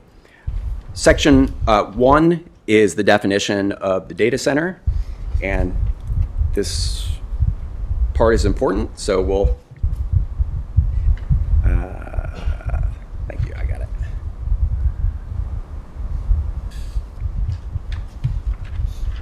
So per the draft ordinance, a data center is a facility whose primary purpose is the centralized storage, processing, management, or dissemination of digital data, information, or applications. This includes, but is not limited to, server farms, cloud computing hubs, co-location centers, and telecommunication switching hubs.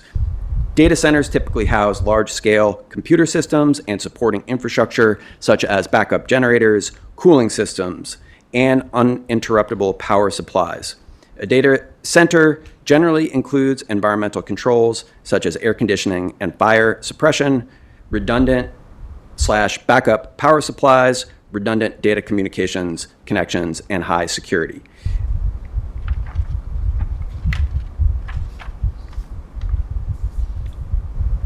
There's a lot there.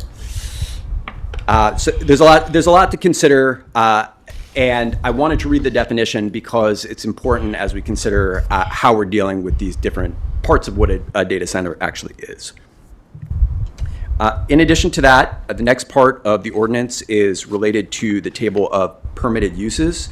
You can see here, this is an excerpt from the manufacturing and industrial portion of the table that governs the acceptable uses here.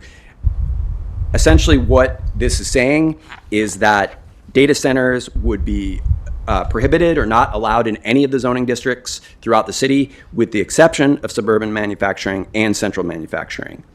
Now, in this proposal, that use, data centers, would not be allowed by right. They would be allowed by special exception. And that applies to the content, really, of the rest of the ordinance here. Data centers would only be granted that special exception by the zoning hearing board through the meaning of the standards that are outlined here, are detailed here in the zoning ordinance.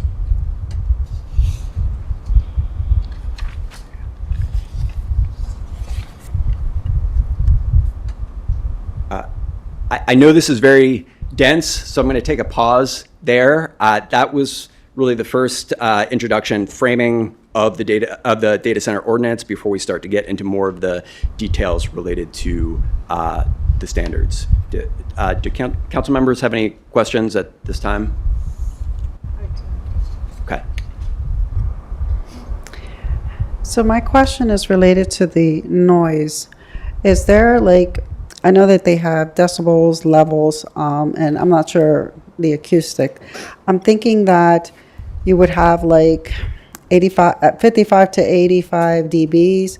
Is that something that would be outside, or is it around 95 or 96?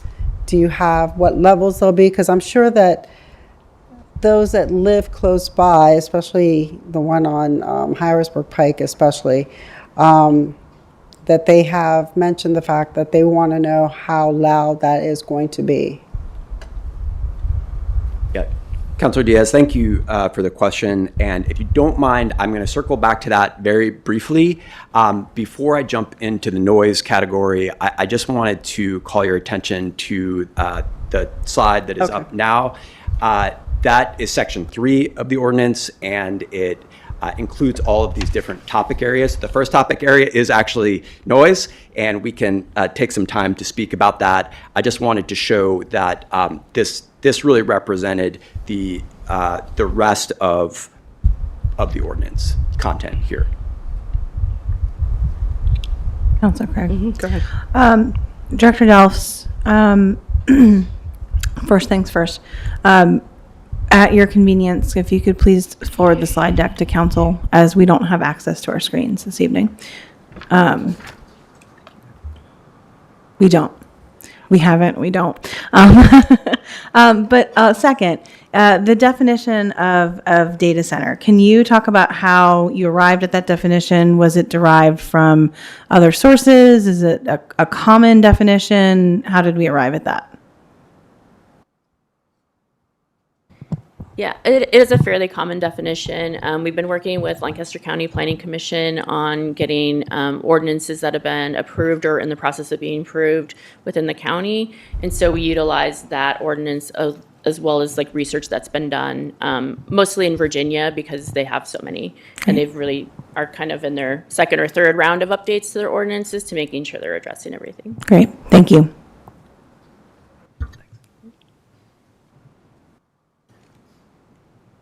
Any further questions for council?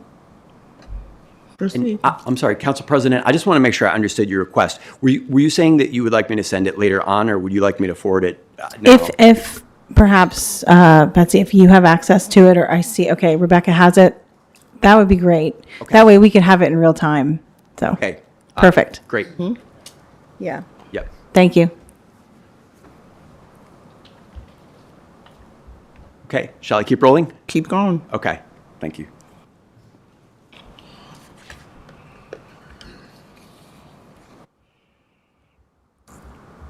As I showed in that last table, there are a lot of sections.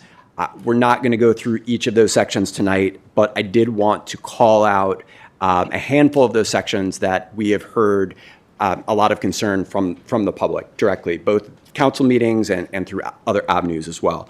The first topic is noise. So thank you again, Councilor Diaz. What we're trying to do here in the ordinance, there's actually two parts. One requires a noise mitigation plan that's submitted with the zoning application. So that's looking at a holistic approach to minimizing or mitigating noise. In part 2, it also says there shall be no noise disturbance, as that term is defined in the city's noise control ordinance. So what we're trying to do here is link it to an ordinance that already exists. From our standpoint, we do think that the noise ordinance that we have in place is a strong ordinance. If you, it is not, your question was about decibel level. That is one way that we could go as staff, as a council. What we have proposed so far is to really focus on the impact of the residents, not the measurement. And so noise disturbance as defined in the noise ordinance is any sound specified in another part of the ordinance, or any sound which A, endangers or injures the safety or health of humans or animals, B, annoys or disturbs a reasonable person of normal sensitivities, or C, endangers or injures personal or real property. So that's how we've proposed to handle it so far. As I said, there are different ways to approach this, and the ordinance will continue to evolve here through the process.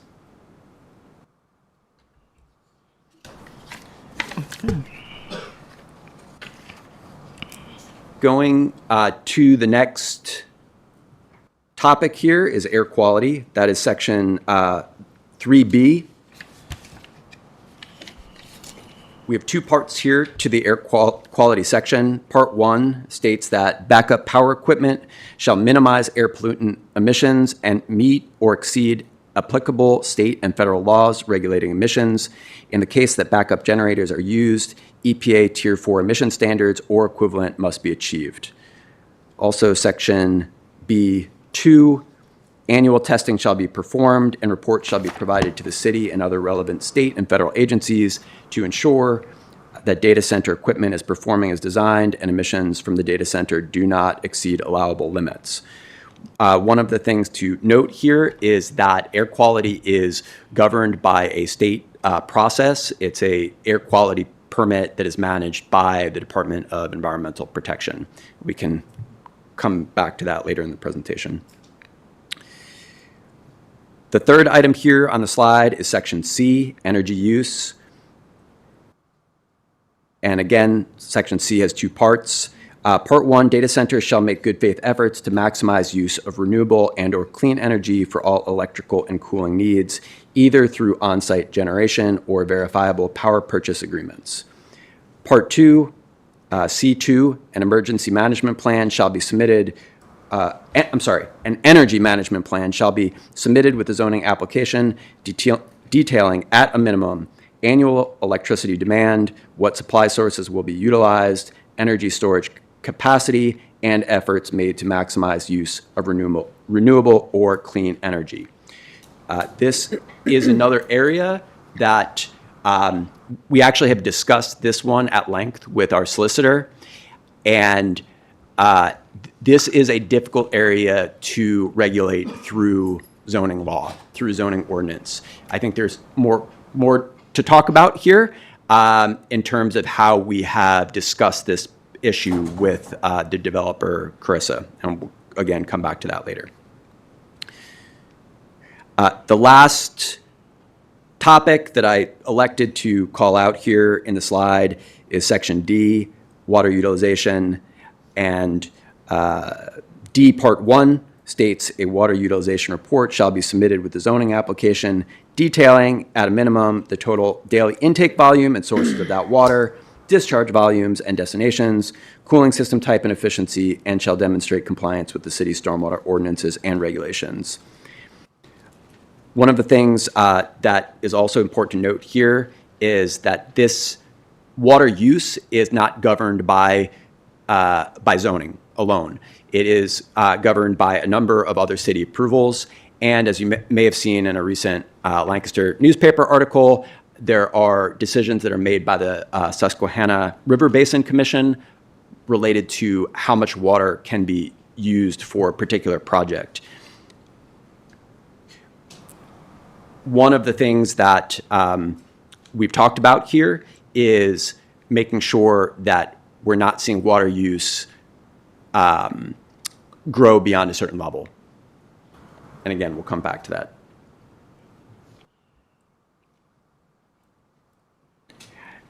There are several other sections in the zoning ordinance that are more typical for a zoning ordinance that we see throughout other kinds of uses, not data centers alone. Most of these are related to physical design issues. So there are examples related to parking, setbacks, yard buffers, screening. All these are very important issues, but perhaps a little more straightforward because zoning is used to regulate these items. If you have questions about any of these particular topics, we can come back to them.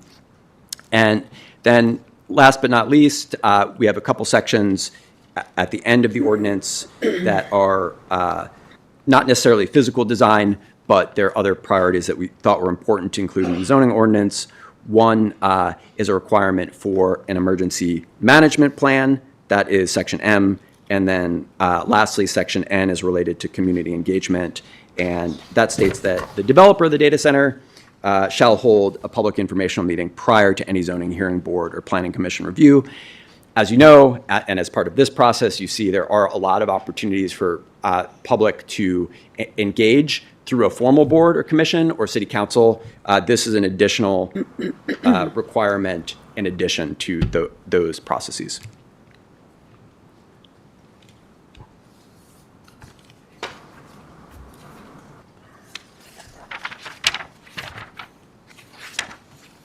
Okay. Turning our attention from the zoning amendment for a moment, we are not ready to discuss the details of a community benefits agreement with the developer Carissa tonight. But it is important to note that work is happening in tandem on the zoning amendment and the community benefits agreement. There's a lot of crossover among these topics, and we've been trying to work carefully and thoughtfully about how these things interact. I believe that the administration and Mayor Sirachi will have some additional updates about the community benefits agreement later in the month. Again, not quite ready to talk about that. And I also don't want to muddy the waters and confuse things because we're really here to focus on the zoning amendment tonight. Coming back to these four topics: noise, air quality, energy, and water. We are working to ensure that we understand and minimize noise disturbance. Carissa has already told us that they're designing toward ensuring that data centers do not increase ambient noise levels. Of course, this is going to take work to make sure that this is documented and memorialized, but that is what we are hearing so far. In addition, the data center facilities have been designed to meet all requirements of a minor air quality permit as determined by the Pennsylvania Department of Environmental Protection. The city is engaged in that process with DEP, and we're interacting with them directly. We've been asking questions. We've been following up on a number of different things related to the design and operation of the backup generators. That, again, is regulated entirely by the state DEP.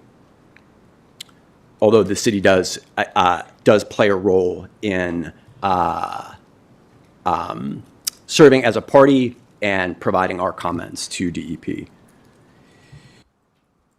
With respect to energy, did want to share that there are a variety of electric infrastructure investments that will be required as part of the data centers that have been proposed.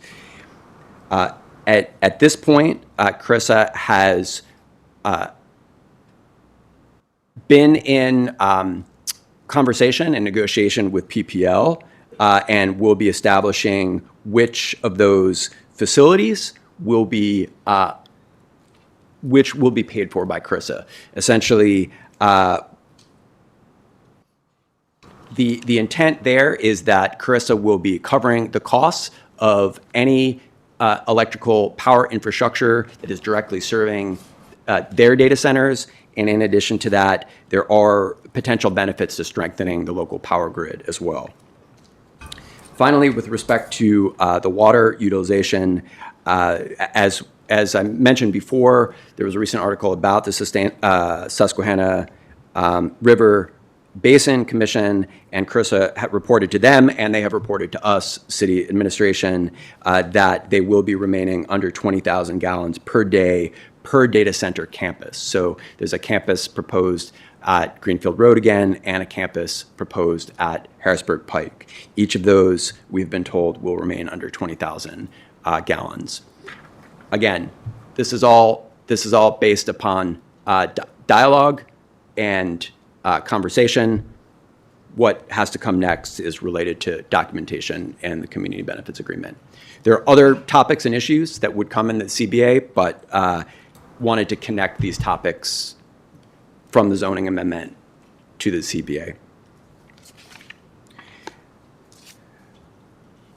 Okay, I'm gonna pause there again and see if there are additional questions.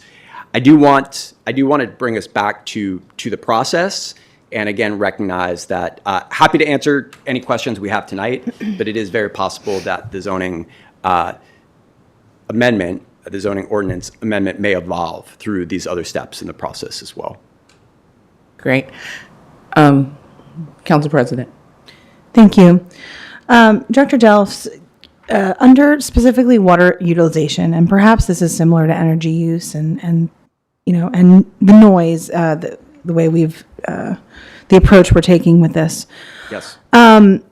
Is it possible to put an actual limitation on water usage in the zoning ordinance itself? Is that a thing? No, it's not a thing, Council President, unfortunately, because that would be regulating businesses ostensibly, because the zoning ordinance has to be agnostic in terms of one category of uses cannot conflict with another category of uses. And so we are precluded from putting in a specific limitation related to water. But as Director Delfs mentioned, there are other policies related to water utilization, and then there is also the Susquehanna River Basin Commission. And then, I think just to put a finer point on what Director Delfs is saying is that there are conversations that are happening related to the community benefits agreement that will go beyond the zoning ordinance. Sure. And so I'll be prepared to talk about those later and be able to contrast the zoning text amendment with the community benefits agreement. But for the purposes of a zoning text amendment, we have to tread very carefully, because we cannot preclude any use in the city, and we also cannot put a burden on one particular use over another use. So, for example, requiring the data center to not use more than 20,000 gallons of water, or to require them to use a particular source of energy. Those are two examples, and I will just say that zoning has strengths and limitations. I will also add, we've had a lot of very healthy discussions and wrestling matches with our solicitor and with our outside land use counsel, trying to ask all of these questions and understanding what zoning ordinance will ultimately be the most effective and also defensible, that will hold up. Understood. Thank you. Councilor Ahmed. Thank you, Councilor Craig, and thank you, Director Delfs and city staff for your thoroughness in this zoning amendment. My question is, if approved, will this retroactively apply to the 2 data centers that are currently being proposed? This is the question that everyone has been interested in, and unfortunately, I don't have a satisfactory answer right now, because the sincere answer is that the city does not yet have a definitive legal position on whether this zoning amendment would apply to these 2 sites. There are a number of moving parts that are happening right now, and reasonable attorneys could disagree about when this would apply. So the official position right now is that we are not sure yet. And so it's important that we're doing as good a job as possible on the zoning amendment, and that we're continuing to have good dialogue with CRISA, who so far has negotiated in good faith and has been, I have found them so far to be a sincere partner in those conversations. Thank you. And my final question, which you just mentioned, is the text amendment states that data centers shall make good faith efforts to maximize use of renewable and/or clean energy. Other than the verifiable power purchase agreements, what other metrics do we have to show that they're acting in good faith?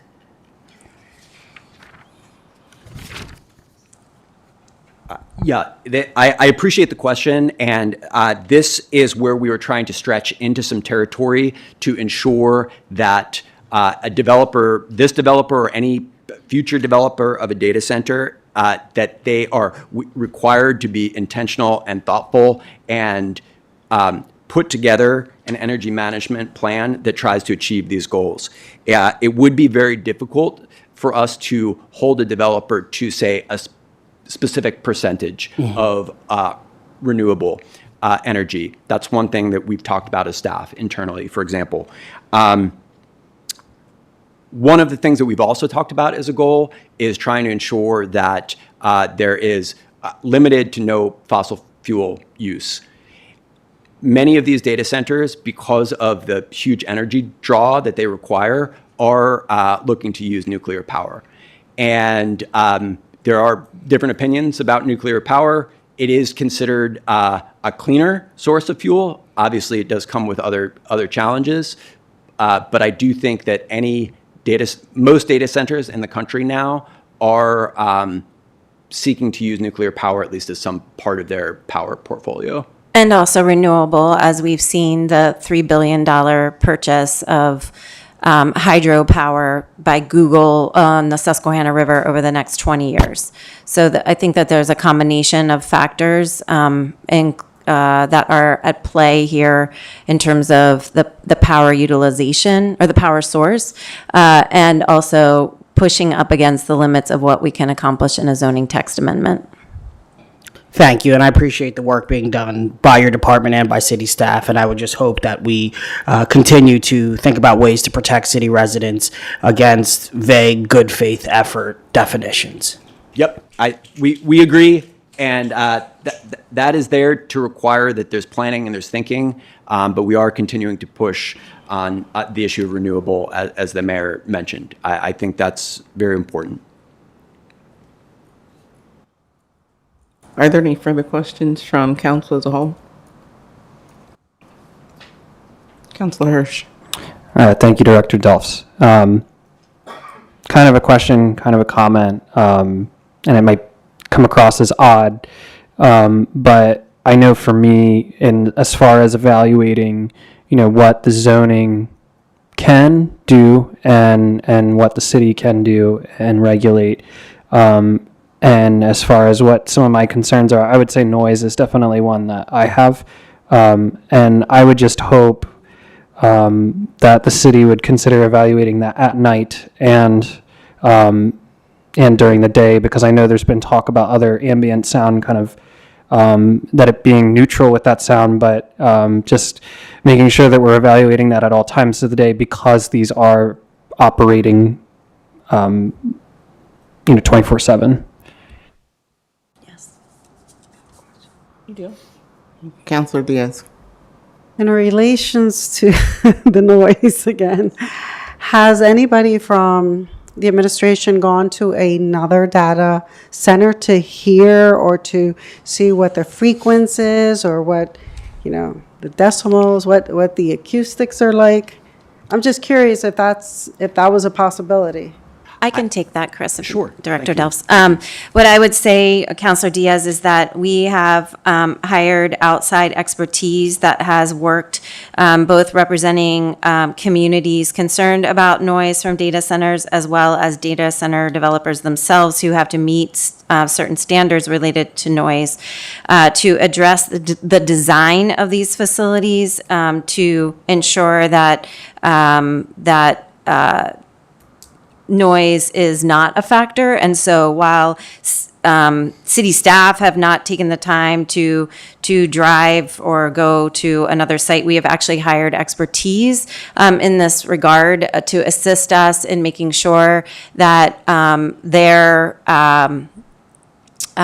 noise analysis is being independently reviewed by a third party and reported back to the administration. And I believe that that process is happening this week and next week for both of the for the phase 1 and phase 2 that are contemplated at Greenfield. So this is to say that we are not relying on our expertise. We're relying on the expertise of folks with a lot more experience in approaching these projects in a way that is sensitive to the amount of noise that can be generated by their use.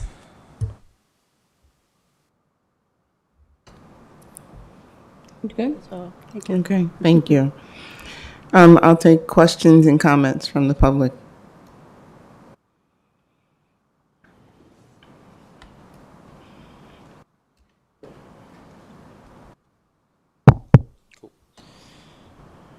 We can see that this document tacitly Excuse me, can you acknowledges- first start with your name and your block of residence? My name is Matthew Barden. I'm on the 800 block of North Prince. Thank you. We can see this document tacitly acknowledges the numerous potential downsides of this facility to the community, energy and water use and pollution chief among them, though I'll acknowledge the glaring lack of detail around the proposed limits of this facility at this time. What I'm failing to see is the benefit to the city at large or any individual residents of Lancaster. This kind of facility creates no meaningful number of community jobs, provides no necessary or desired local service. Any argued tax benefits to the community would ignore the long-standing tradition in this country of corporate entities evading their responsible tax burdens to the local community, and even ignoring that, pale in comparison to the litany of medical issues that these facilities have already proven to lead to in the short term, and that doesn't even account the currently unproven long-term environmental and health impacts. There's no amount of financial benefit offered by these data centers that could conceivably offset the corresponding detriment to public health and welfare. It's very easy to find stories about communities that have suffered because of these data centers, but I've yet to see a single story of a community glad to have them. I think we should sit and think on that. Thank you.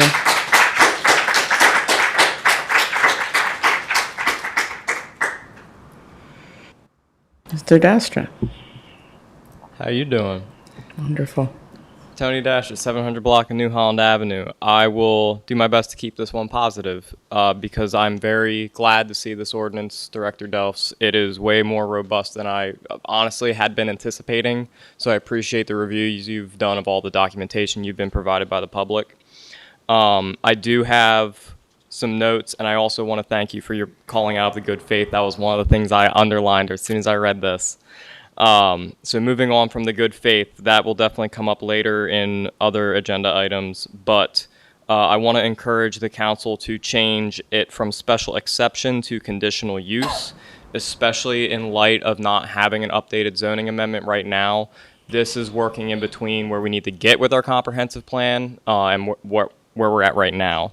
So I think the most acceptable thing for the public would be having conditional uses, because as these data centers move through our community, it holds this body directly accountable to what products are approved.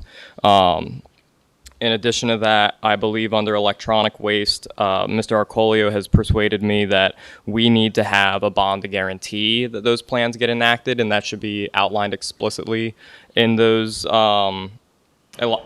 electronic waste plans with a bond. As far as water utilization goes, I do believe there's a way for us to draft agnostic legislation, because industrial use of water, not just for data centers, but other facilities, is something that is a very real impact for our community. Potable water, where it's available, especially in a community like ours that is dependent on rainfall to dilute the, what are we calling them, PFAS in our water, it's critical that we save every drop of potable water we have. So they shouldn't be going to just cooling uses. If something's not producing a consumable product by humans, animals, or otherwise agricultural use, I think we need to eliminate that. Yeah, I mean, honestly, this is a nice big packet. I'm very happy to see the direction we're heading in as far as the legislation goes. Obviously, we as a community have more work to do when it comes to these existing data centers. I'm looking forward to seeing the review by Planning Commission, which for the record I am on. because we are a little bit behind on where we need to be with this. The fact that we are in this place, we should have never gotten to this place. So those are the changes I would recommend making to this ordinance. I will obviously say those things at Planning Commission as well. I appreciate the public for continuing in this fight to protect our, honestly, not just our well-being, but our ecosystem for generations to come. And thank you. Please move this forward so we can get something in place. Thank you, Mr. Dastra.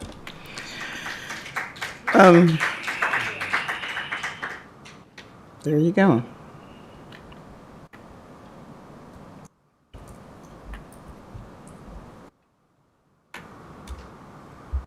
You knew I'd be up here. Frank Arcolio, Old Trinity Place. So I have to say that this is a lot better than I expected. And I recognize a lot of the language in here, like some of the definitions and things like that look very similar to what I handed out at the last city council meeting. There are some things that are missing. I think things about grid costs, energy management plan has been the fact that it is that PPL will not give information about any energy agreements that it has with customers. I think we would definitely need to require that the applicants provide their energy use plan. I think there's some stuff that is missing here. There's not a decommissioning plan. There's a lot of talk in the financial circles that we are in a large data center bubble, and that bubble could burst at any time. And so it is possible that at the first turnaround, when the first set of chips become obsolete, that all of a sudden that data center completely refurbished with new chips will not be able to compete and will be decommissioned. I would hate to see them just walking away and throwing the keys on the roof. We need a decommissioning plan. And as Mr. Dastra said, for all of these plans, the energy management plan, the water utilization plan, the electronic waste plan, the heat mitigation plan, all of these things should be accompanied by a performance bond so that if they don't meet the terms that they have said, that there are not only legal remedies but also financial penalties that we can extract. I guess probably the longest term thing is the energy problem, and you know what? I think familiarizing yourself with with data centers in order to draft this ordinance was a great thing. I just believe that it should have been done way before the first set was ever agreed to by the city, and that I still believe that my appeal will be successful, because if you look at the definitions and you look at the differences between warehouses and what's been defined here, you will see that they are not the same. There's no way to confuse them, and there never should have been anything at all approving those things without this kind of work ahead of time and this kind of process that takes it through both a multi-step official process as well as a public comment process. So I think this is a great first step. I think we can improve on it, and good luck. I hope. Thank you. Thank you.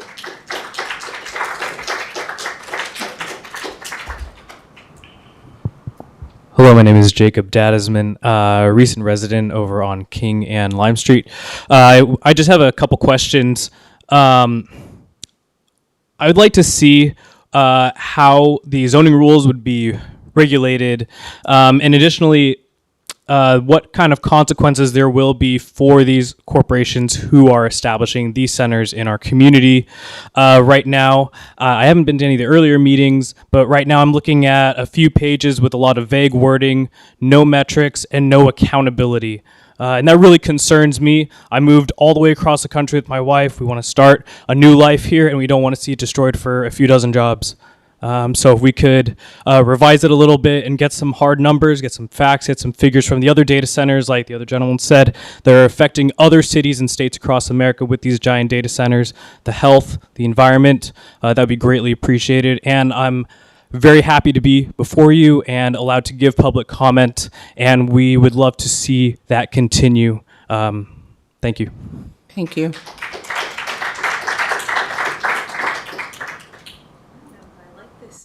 Setup from back there, but my name's Taylor Enterline. I'm a community organizer with Lancaster Stands Up. I'm from the Manheim Borough.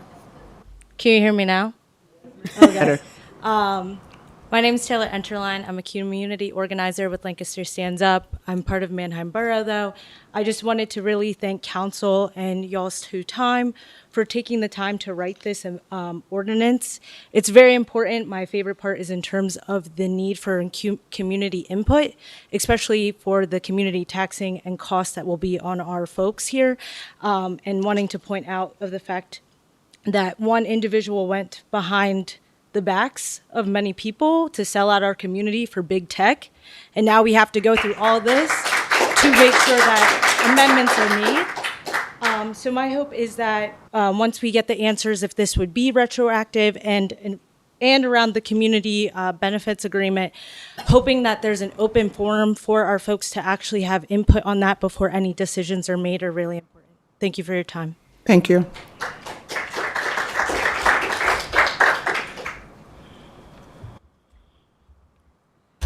All right. Taylor Raymond, 500 block of St. Joseph Street. I agree with everyone who's spoken previously. They are a lot more eloquent and smarter than me in regards to the data center. I have a couple of questions. So if a plan is approved and a data center is developed, and then what they submitted doesn't, or what they do doesn't live up to what they submitted, it doesn't meet the requirements, what consequences do they suffer under this current zoning ordinance, or under the proposed one? And then additionally about the community benefits agreement. So I looked up just a basic definition of what that was, just to make sure I knew what I was talking about. And it says that it is a contract signed by community groups and a real estate developer. So I wanted to know what community groups are involved in that, because I don't know of any, and I would love to know if there are any that are being included. Thank you.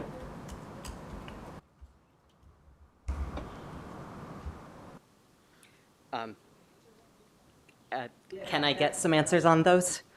We're not going to do question and answer right at this moment. I will, after meeting, or you can submit your question to the clerk and we'll get it answered. Councilor Craig. Sure, go ahead. I would just endeavor to try to answer that. Dr. Delfs, you said that we're very early in that process for community benefit, so I don't know that we have that just yet, that we're at that point, but that's well taken, so thank you. And the first question, I cannot remember it at this point, but I wanted to say something about it, and now I can't remember. It was what consequences would they suffer if they Thank didn't you. live up to the plan? Thank you. I share that question. So, Dr. Delfs, if you could just speak generally about how zoning ordinances are enforced, that may be helpful in the context of this question. Thank you. Sure. Very quickly on the community benefits agreement. Great, thank you. We're planning to speak about that later in the month, so I do think it'd be premature to talk about that now. I do appreciate the question. I'll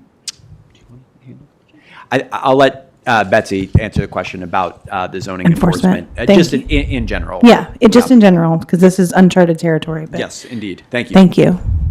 So zoning enforcement is already written in the zoning ordinance. It's a set procedure. The zoning officer, if there is an enforcement issue, a complaint or a violation, he would investigate that complaint and he would file a notice of violation. That would go through the process that can be appealed to the zoning hearing board. The notice of violation can, or who can make changes to any approvals they have. They can uphold it, they can deny it, but it would go through the zoning hearing board. So the same process that any zoning violations would. Generally, yes, they can if they don't address the concern or the issue after a notice of a violation is sent in, and no action's been taken. We can file with the district magistrate on those. I would foresee that probably not happening with this. It doesn't happen frequently, but it is recourse that's available to us. Yep, Okay, correct. thank you. Okay. Upon seeing no one else up at the mic.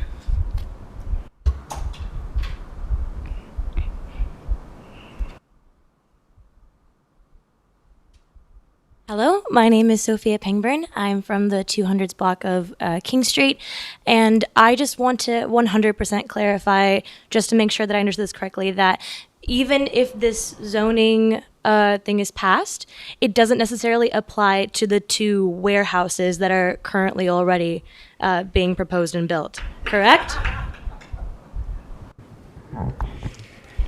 Right. So what I was hoping we could do tonight, and in the process, we have to think about this zoning amendment as applying to the entire city. I do understand that there's a key question related to there's the East Campus proposed at Greenfield Road and the West Campus proposed at Harrisburg Pike. And as I said earlier, the city does not have a legal position at this point about whether it would apply to either of those sites. Because of the progress that the Greenfield Road site has made through the building permit process, for example, on phase 1, the developer is more legally safe with the fact that they proceeded with that work, if you understand me. But it is not a black and white answer. Okay. So that's why I'm saying that there has been no determination yet for certain about whether this zoning amendment would apply to those 2 sites. Okay, so all of this has been complete hypotheticals, and there's just absolutely no guarantee that there will be any kind of precautions for noise, for environmental safety, for electricity, for responsibility in any kind of way. Like, there's absolutely no recourse or rules that these warehouses have to follow if this does not apply to them in the future. That's not how the city's approaching it, no. Okay. Thank you. Is anybody else going to sneak up to the mic? Okay, thank you. Upon seeing no one else at the mic, I'm going to first of all, let me make a clarification, because I think in the very beginning that I referred to this as Council Bill 5, and it's Council Bill 10. Okay? And then now I would like to make a motion to move Council Bill 10 to full council on the 14th? Okay. All those in favor? Second. Second, thank you. And then all those in favor? Aye. All right. Thank you. Council President, that concludes community planning for this evening. Thank you very much, Director Delph and your team. Thank you very much for that.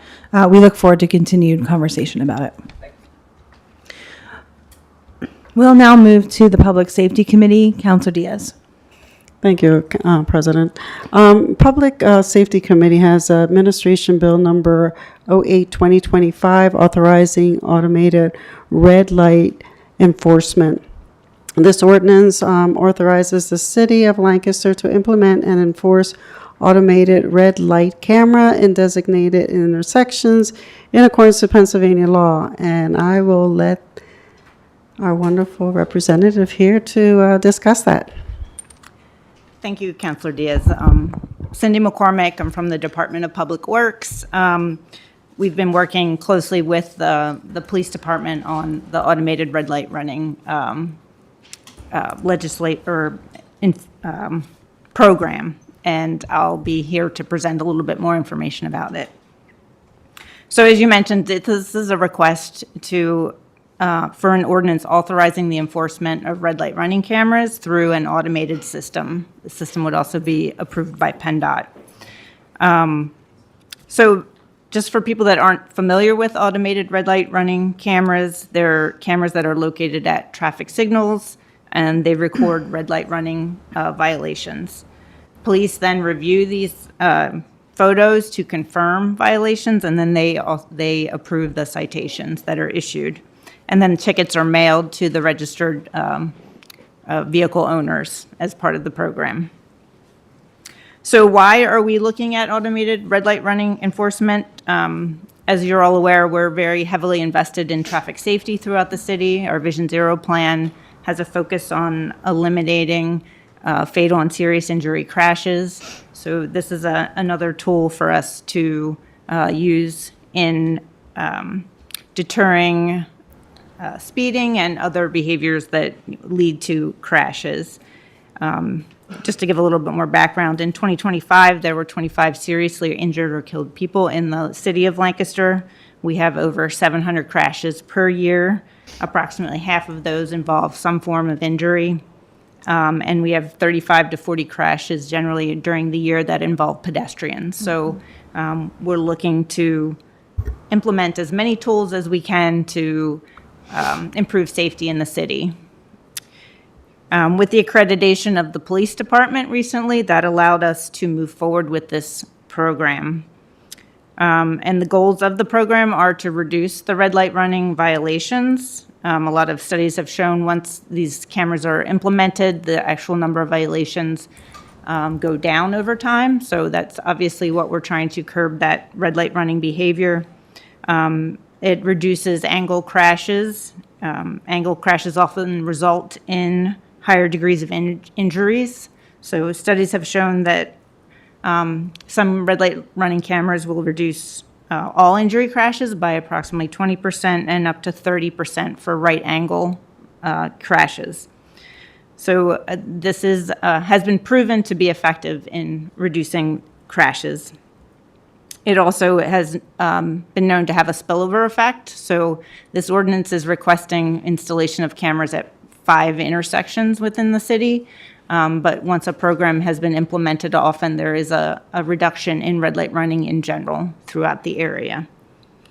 So the locations in this ordinance are listed on the second page of the ordinance, but they include King Street and Lime, King and Water, Columbia Avenue and West End Avenue, Lime and Walnut, and then Manor, Hershey, and West End. And these locations were selected based on the highest number of crashes contributed to red light running. We also tried to disperse them throughout the city, so not focusing on any one particular area. And then we've also had some initial coordination with PennDOT, who has to approve the locations that we choose as well.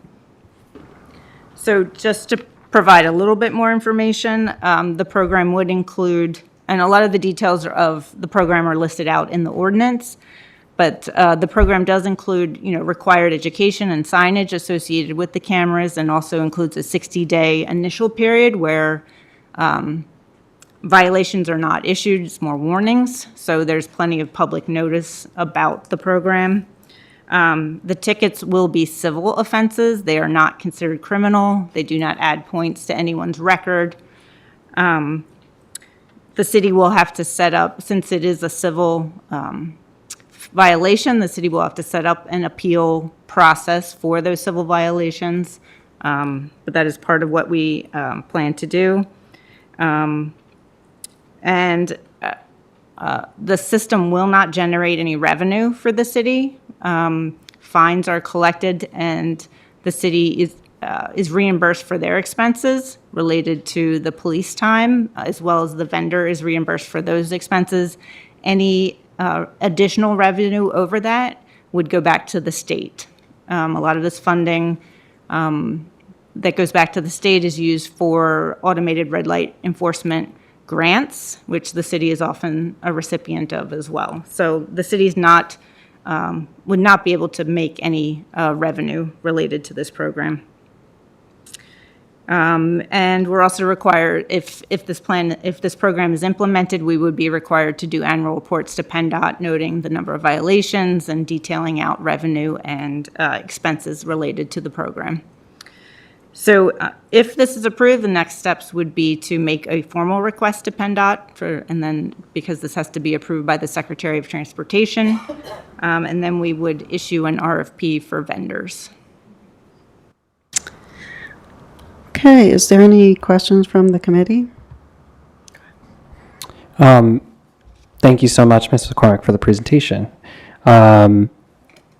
My question is, will this also capture someone that would illegally turn right in a no turn on red situation? Yes, we can set it up so that it will collect those violations as well. Very good. And I just want to make a comment in support of this because I witness it every day, people running red lights. It's incredibly dangerous. I had a dear friend who was hit, severely injured, both physically and emotionally, mentally. And I'm just really glad to see the city pursue this in earnest because I think it's long overdue. Thank you. Any other questions from council? Yes. Thank you, Councilor Diaz. Ms. McCormick, thank you so much. This is very exciting, and I would echo Councilor Hirsch's comments and support. I also just want to put a fine point on the fact that, because this will be the headline, right? The city is trying to make money. So to confirm, we cannot make any money off of this program because after we are reimbursed for our time and we pay for the technology, it goes to the state of Pennsylvania. Is that correct? Absolutely correct. Thank you so much. And I'll open up to any comments because I'm sure that the public might want to make a comment about this. Jessica Lopez, Lancaster resident. I guess this is on. Where I'm not, pro helping the police. I do believe we have an enormous amount of hit and runs in this city that do not get solved. So yes, where safety is concerned, we do need new measures, but we shouldn't be relying on trapping our residents to make money. I get that our city needs to find ways to pay for it, but it shouldn't be coming from trapping our residents, no matter what that looks like. If that is paying attention to if they turned right on red, we pay out our wazoos to live in Lancaster as it stands right now with the way our cost of living is. And where like I said, I do believe we need to do something because safety is prevalent. I also know somebody that was in a hit and run at the beginning of this year, and they suffered immensely. So yes, we do need to do something, but I don't believe that we should be searching for ways to entrap people to fix our financial issues. I know, but that was the statement that was made about whether we were going to make any money off of this. And no, we're not. Where it needs to happen, it shouldn't be about if we're going to make money off of it. It should be about if our residents are going to be safe or not. To clarify, Ms. Lopez, the reason I asked that question was because I wanted to make sure it was clear that we didn't, because that's not my wish either. I'm like, nope. We pay I don't think we parking should do that tickets. either. Like we pay out the wazoo in parking tickets, we're paying out the wazoo in housing costs. I just think that where we do need safer solutions, like something on Manor and Filbert that decreases the speed, because I just almost watched a kid get hit by a car 2 days ago, but we don't have a light there. We do need different things implemented. I just think it should be fiscally better for our residents.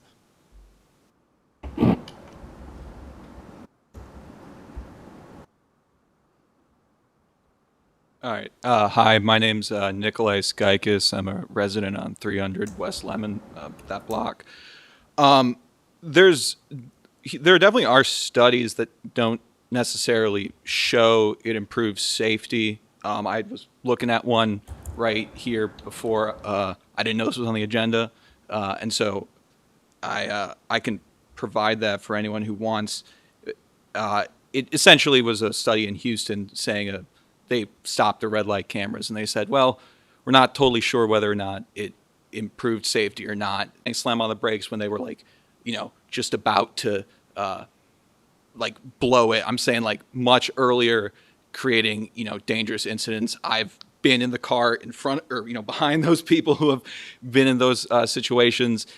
I don't necessarily believe that this will improve safety. I think it might just change the accidents that we're seeing here in Lancaster. I would also just say that anecdotally from where I grew up, very happy to be living in Lancaster. But in the Chicagoland area, there's a lot of bureaucracy in fighting tickets, and Google search can show that there have even been instances with these red light camera companies. I'm not sure if it'll be the same one servicing the city, but in getting completely wrong license plates of people who they said, oh, this is your car, and it actually wasn't their car, it was someone else's car, and there was no way to fight it. People had a hard time doing that. So I would just, if this was going to go into place, I would make sure that there would be a robust system for people to fight the tickets so that they didn't get wrongfully ticketed because, they are pricey. And then I would echo the previous commenters, the speakers' thoughts about other ideas for safer streets, like, you could narrow the streets. I'm just saying there's other ideas too that we don't necessarily need to resort to just red light cameras to slow down people. So please do not pass this.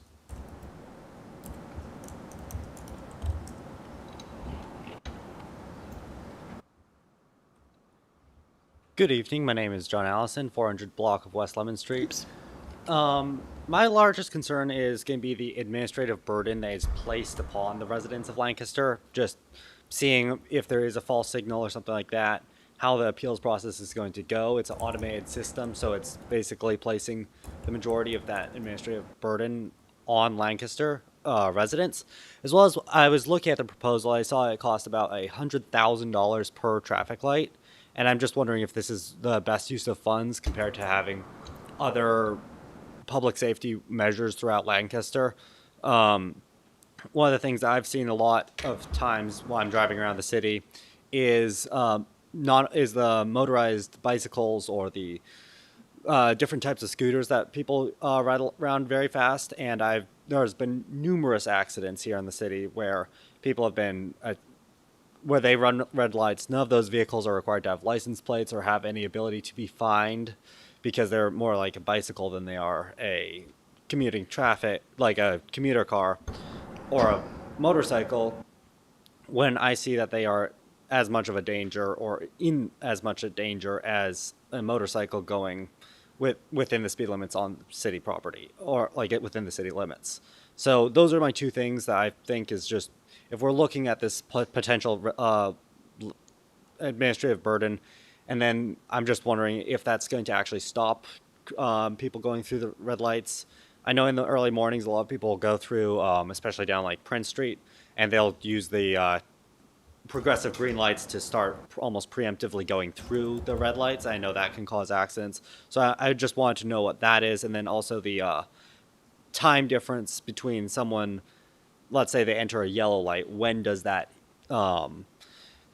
red light camera start taking effect? Like, are they, if they're halfway through the intersection when it turns red? Because some of these traffic signals are very, very fast. So I just wanted to know when people are going to get penalized, and if so, do we know any more additional information on that? Thank you. Thank you. Is that something that you could answer? Yeah, I mean, related to when they would be fined. I mean, they have to enter the intersection. So if you're at an intersection waiting to make a left turn lane and you're in the intersection and it turns red while you're in, that would not count. It has to be you're entering the intersection after the light has turned red. So if you're in the intersection during any part of the yellow phase, you would not Gotcha. have a violation. Thank you. And one other question I'd ask is, could we also possibly spend better money by using installing more opticoms on the streetlights for emergency response vehicles? I know that a lot of the streets of the city, especially around the hospital, where there are a lot of emergency response vehicles, they don't have the ability to have opticoms, or areas where those could be actually very well implemented compared to installing these red light street cameras. So instead of having emergency vehicles cutting across traffic on a green light, instead of making it a red light. Thank you.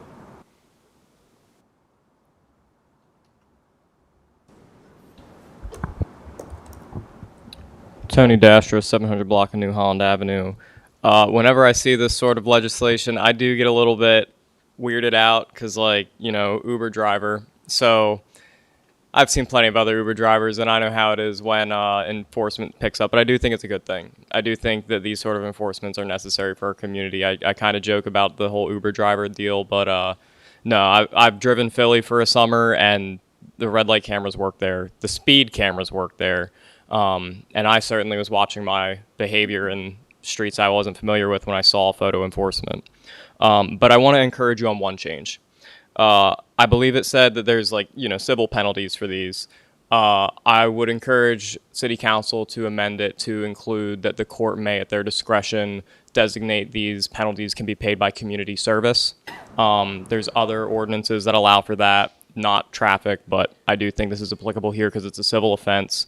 And I think it makes sense because the city, every year we do bike counts. And if people are running red lights and they do end up happening to getting an offense, it could provide an opportunity for the city to source volunteer labor to help with these traffic counts in the future. And also if somebody can't really afford the $100, but they learn their lesson, you know, it provides an opportunity there as well. So there's a real benefit to amending this to include diverse ways of pay. I've always called it fines of time. And that's what I would encourage the council on. Thank you.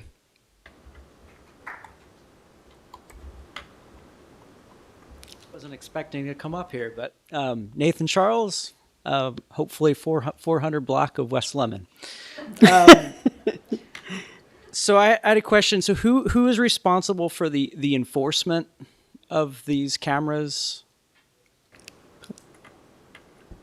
Enforcement, I mean, the police are the ones that would actually issue the tickets. Yeah, but in terms of the operation, so there was an observation that potentially we could add additional function for enforcement, like turning a right on a red. That's still running a red light, I guess. So that's what would be covered. So the question is, could the what these cameras ticket be changed in the future? Only with legislative changes at the state level. Okay. Now, this in Chicago, they changed the timing of yellow lights. They shortened the yellow lights to increase by 1/10 of a second. Is there any chance that would happen here? No. I would say there's something in the ordinance I was just reading that says that we can't deviate from the standard set by PennDOT. Okay. Appreciate it, because I've been hit twice in a crosswalk walking on green, so I'm definitely in very want to see more safety in crosswalks, but at the same time, you know, I've heard some good comments here. Don't want to make sure that we're exacerbating any problems. So anyway, thanks. Right. Quickly, Susie Hoover. I was out of state for an event with a family, and my hostess, who was older, had me drive. And as I drove through the city, and I did not know this, she said, drive faster. And I said, no, but the speed limit says this. She said, don't worry. When I got home, I did have 2 photographs of my car speeding with this type of system. I didn't go through a red light. It was actually on the street. And I went, there was my license plate, there was the camera. Clearly, it was me. So I actually got points out of it. I almost thought about writing my hostess, but she was such a cool lady, I thought I wouldn't, and I just paid it. But this system does work. It does work. Thank you. And just to reiterate, this is not speed enforcement. That is precluded by state law. We are not allowed to use cameras for speed enforcement. There is only one place that cameras are allowed for speed enforcement, and that is Philadelphia. Yep.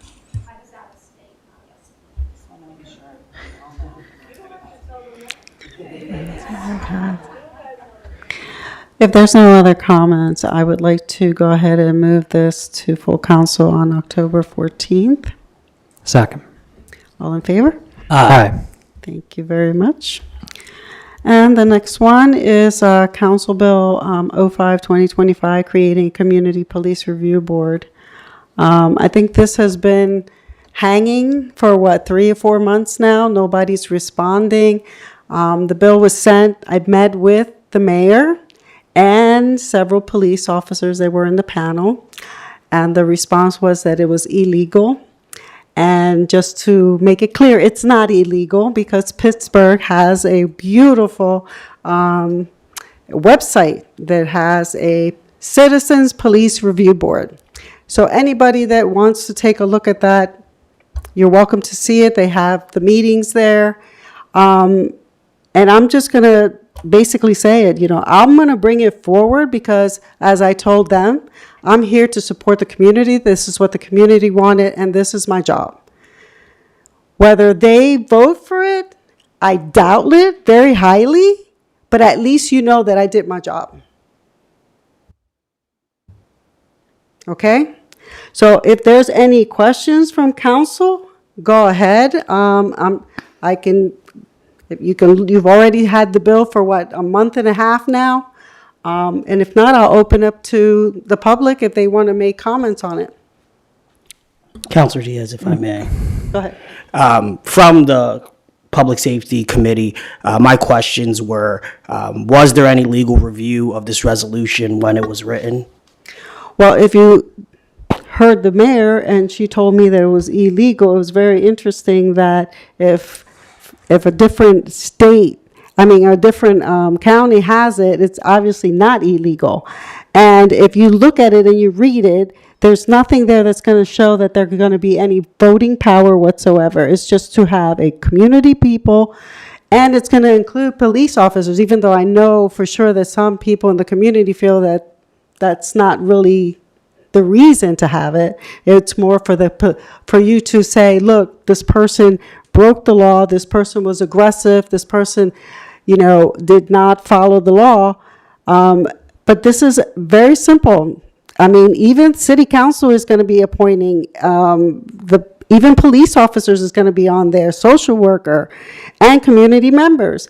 It's not any type of voting power whatsoever. Thank you. And my question was, when it was written, was there any legal review? Not when you met with the administration, but when the resolution was written, was there any legal review? I would have to go back and look at my emails because this has been a while. And that goes to my second point, with the current collective bargaining agreement, was there any thought into how some type of apparatus, such as a public safety commission, review board, whatever it may be, how that works with our current community, with our current agreement with the. I can send you that information. I just don't have it. Unfortunately, I have a fever, so I'm a little bit out of it today. But I can forward that to everyone in City Council. And if you have a question, Tony, go ahead. Well, lastly, I'm not finished. Oh, you're not finished? Go ahead. And lastly, I would just like to note that without any robust input from the solicitor's office, from the chief of police, and given that we're going to have a new chief of police, a new administration, and a new public safety commission, I don't think this resolution is appropriate. And that's my final comment. I would also like to, ask the question if the administration's position is that it's not legal, I would want to know what the reasoning or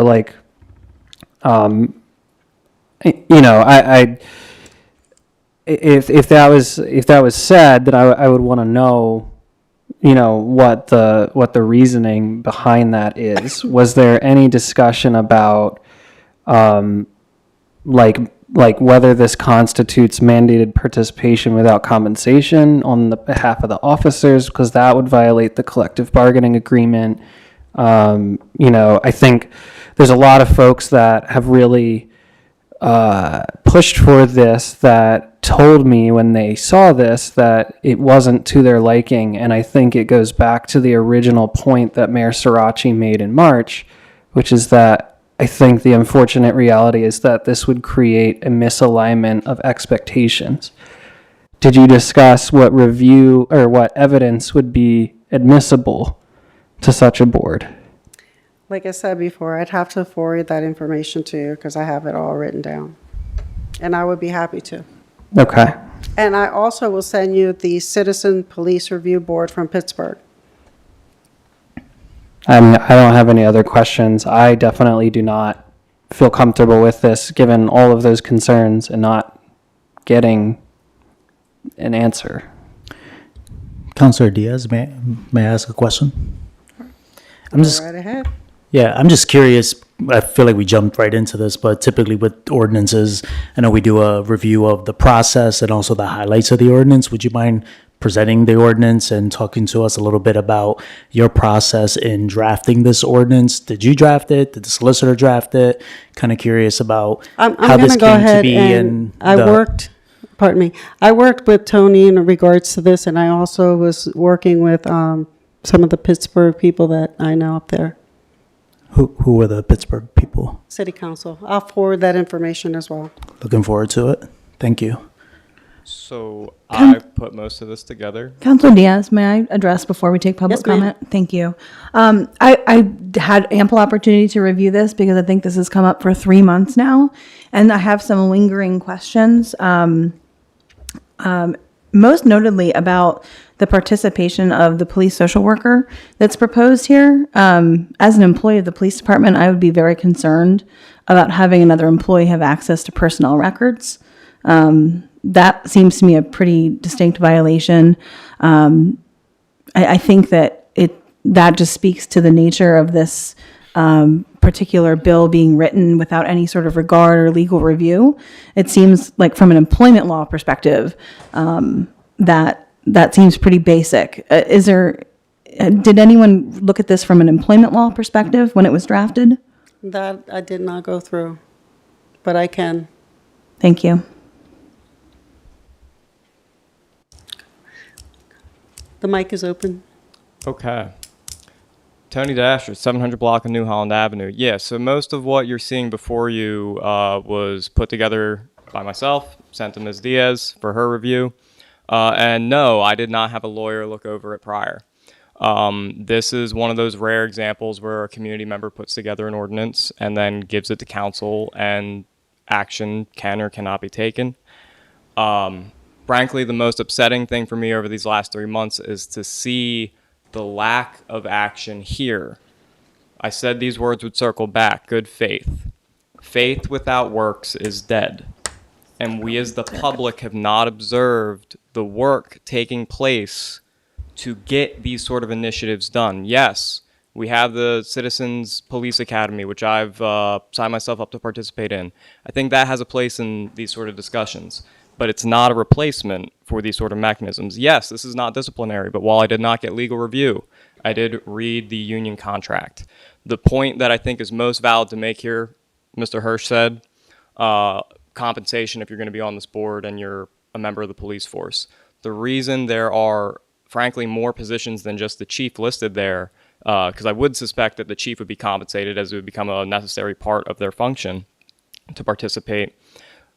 I think that's a valid question to ask, and frankly, I would be comfortable not having those other police members on, but I included them in my draft because I thought it gave a diversity of perspectives, not just the executive function of the police department. So that's why those other police members are there. And if we wanted to replace them with community members, that's fine. But the reason why I think it's necessary for y'all to move this forward, not to approve it as is, to continue having these discussions in public, where we can call the police to present their position, where we can get legal review on these matters so we can answer these questions, because we need some change on this issue.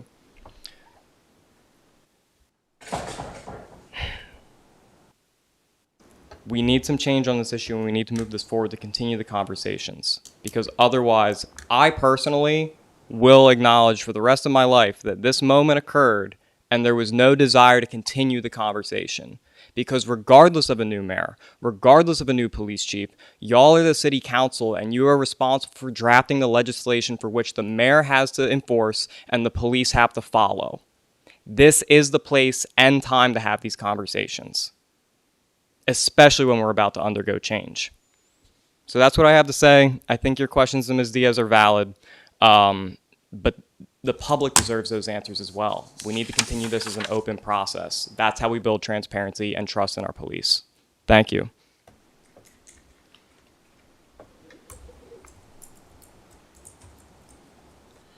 Jessica Lopez, Lancaster City resident, and thank God we're finally at this point.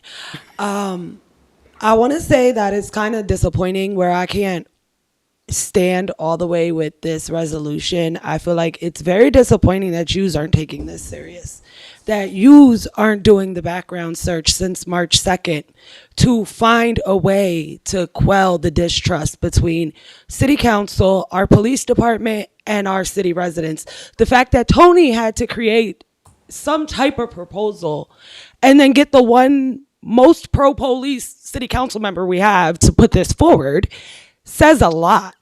I think that I can't stand with it, being that our city solicitor just signed on with our district attorney to try to silence the transparency in the March 2nd video incident that we're still fighting for. We can't trust that our city is here to protect us. They are literally meeting November 4th on election day to decide whether these body cam footages are allowed or not. Who's going to be in that courtroom that's sitting up here that vowed to protect us? I would hope that, the protection of our children would be more important than elections and stuff. And when that court proceeding goes on November 4th, somebody from city council will be there, because these are very important decisions that are being made. No, this police working group as it stands right now, I cannot stand with, I can't agree with. We do need an authoritative stance from our community to our police department. We do need a voice at the table when that collective bargaining agreement is being revisited coming up. We do need a say in our own protection, because every response that came from you guys to this proposal is if the police were going to be protected in this and not if the community was actually going to be protected. We asked if a social worker being involved is going to release police information. What about the protection of our residents? That's what we're asking for. It might not look like this police working group that was proposed to you, but it does look like the ask for the last 8 months since that bike incident transpired outside.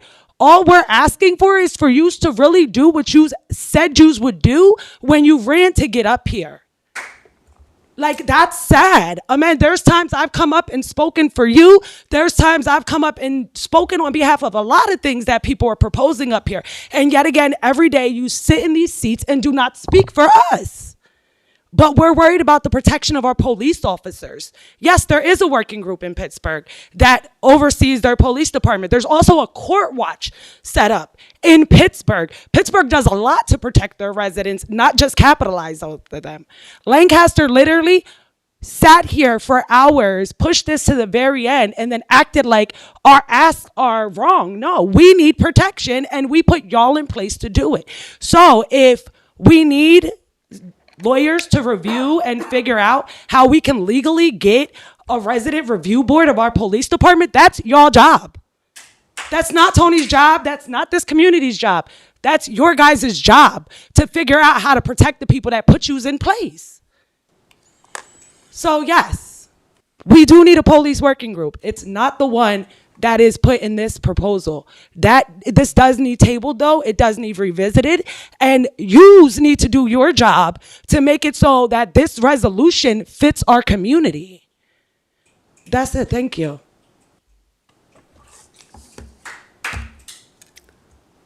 Well, it looks like we can go ahead and table it while I forward all the information to you. And I'll also send you the draft that Pittsburgh has that can be looked at as well, and I'll send it to the solicitor.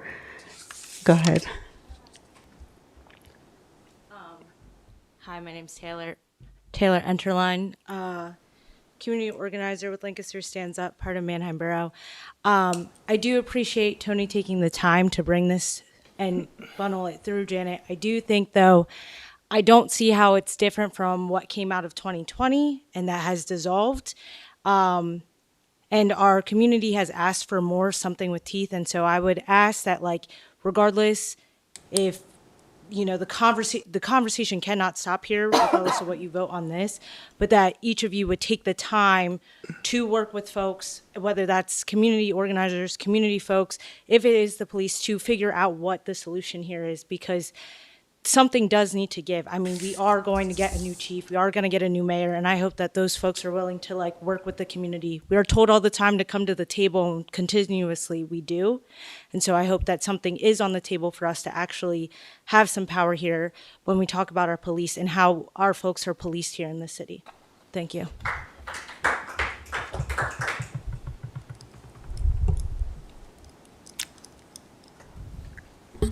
I'll make a motion to table bill number 5.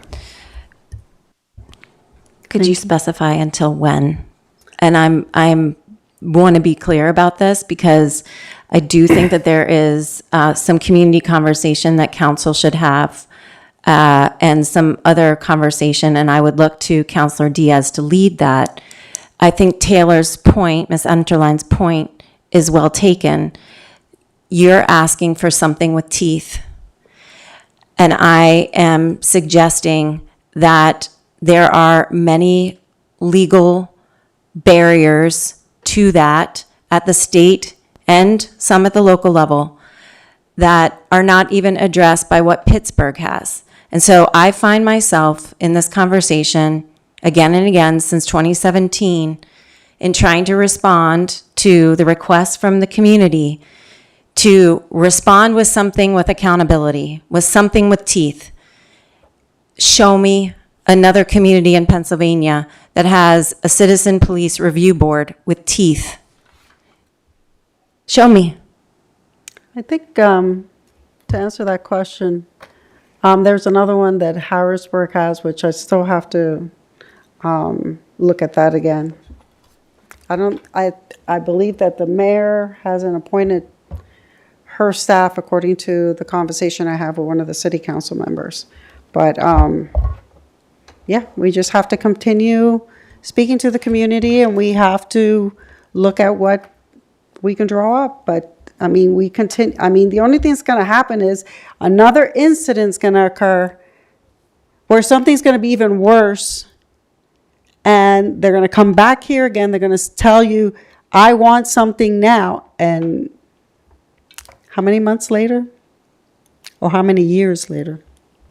You know, Councilor Diaz, maybe it's because I'm nearing the end of my term, but I just want to say that when you came to the meeting, the police chief was at the head of the table. You were sitting to his left. I was sitting across from you. We were joined by 6 or 8 police officers. And your point of view was that you repeated what you said earlier tonight, that you were at this meeting to represent the community. You did not make a case for the ordinance. You simply stated that you were there because the community wanted you there, and you don't have any problems with the police. So I take great umbrage at the way that you are presenting yourself tonight as some champion of the community on this issue. Thank you.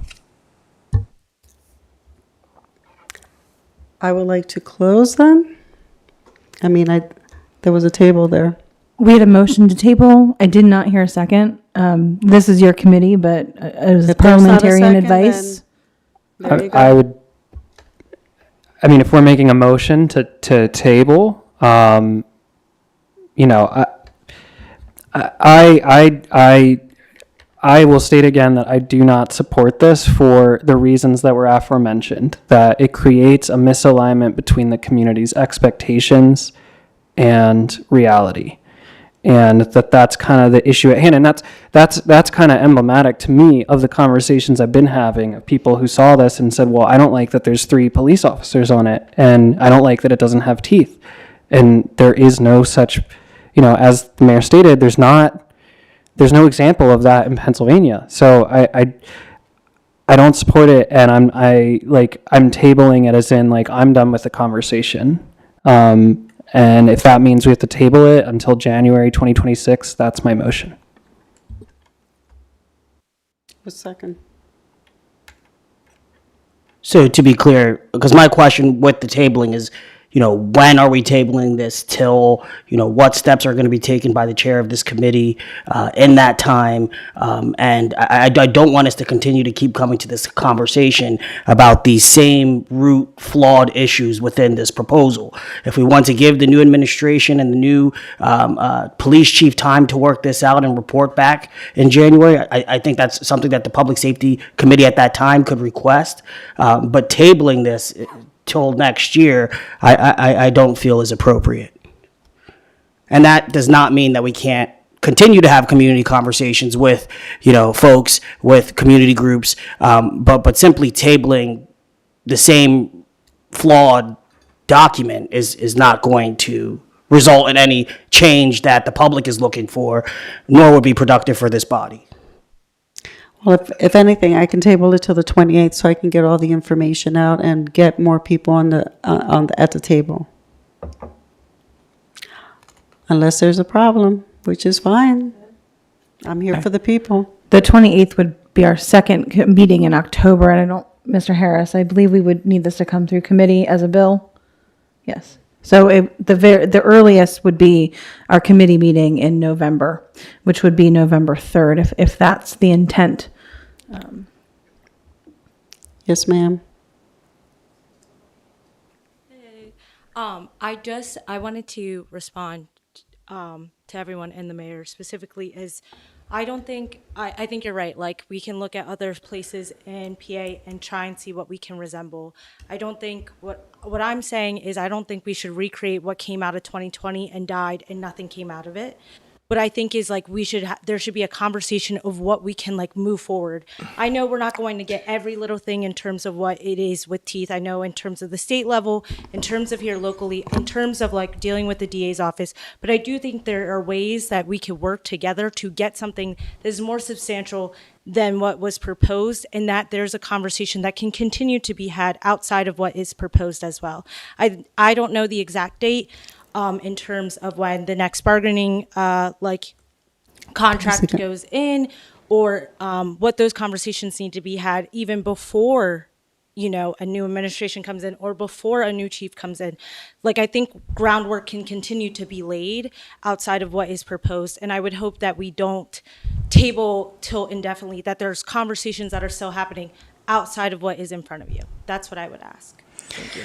And I would just say that as I come to the conclusion of my term, and there is an effort that's currently getting started to hire a new police chief, that it would really be premature I think it would be in the community's best interest to engage the new mayor and the police chief in these conversations in order to be able to have the kind of robust conversation that's necessary.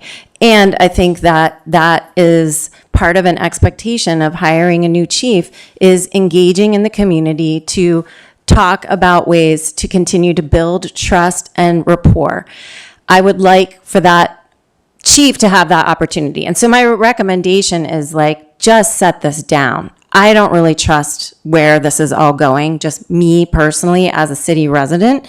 Set it down, have the opportunity to engage in these conversations, be clear about expectations around community engagement, involvement. If you're not happy about the way that the community working group fell apart, there just wasn't any participation. And so and that is a challenge. And so it did fall apart. And some other really good things were born out of that we're working on now with the school district and PCCD around youth gun violence and things like that. So it's not like nothing happened. I also just want to take note, I did not have a great relationship with the police department and did not have a lot of confidence in them early in my tenure. And that has changed for me. And I think it can continue to change for this community as well. We have come so far since 2020 in the work that this community has done together with our police bureau. And I am really proud of that work, and I want to see it continue.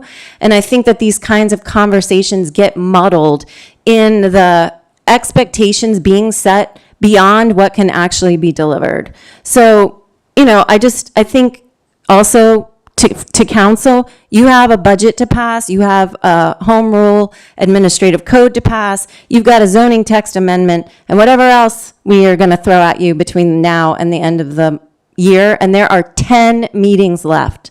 So I just want to be realistic. In a holiday season, through all of the work that's ahead, is this really going to become the priority before the end of this and before we can name a new police chief?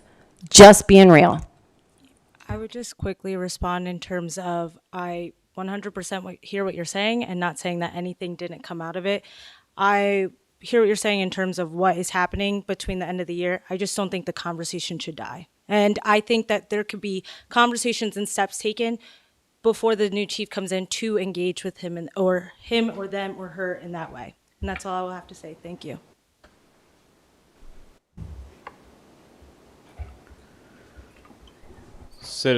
Tony Dasher, 700 block New Holland Avenue. Citizens Police Oversight Commission out in Philadelphia appears to have some teeth to it.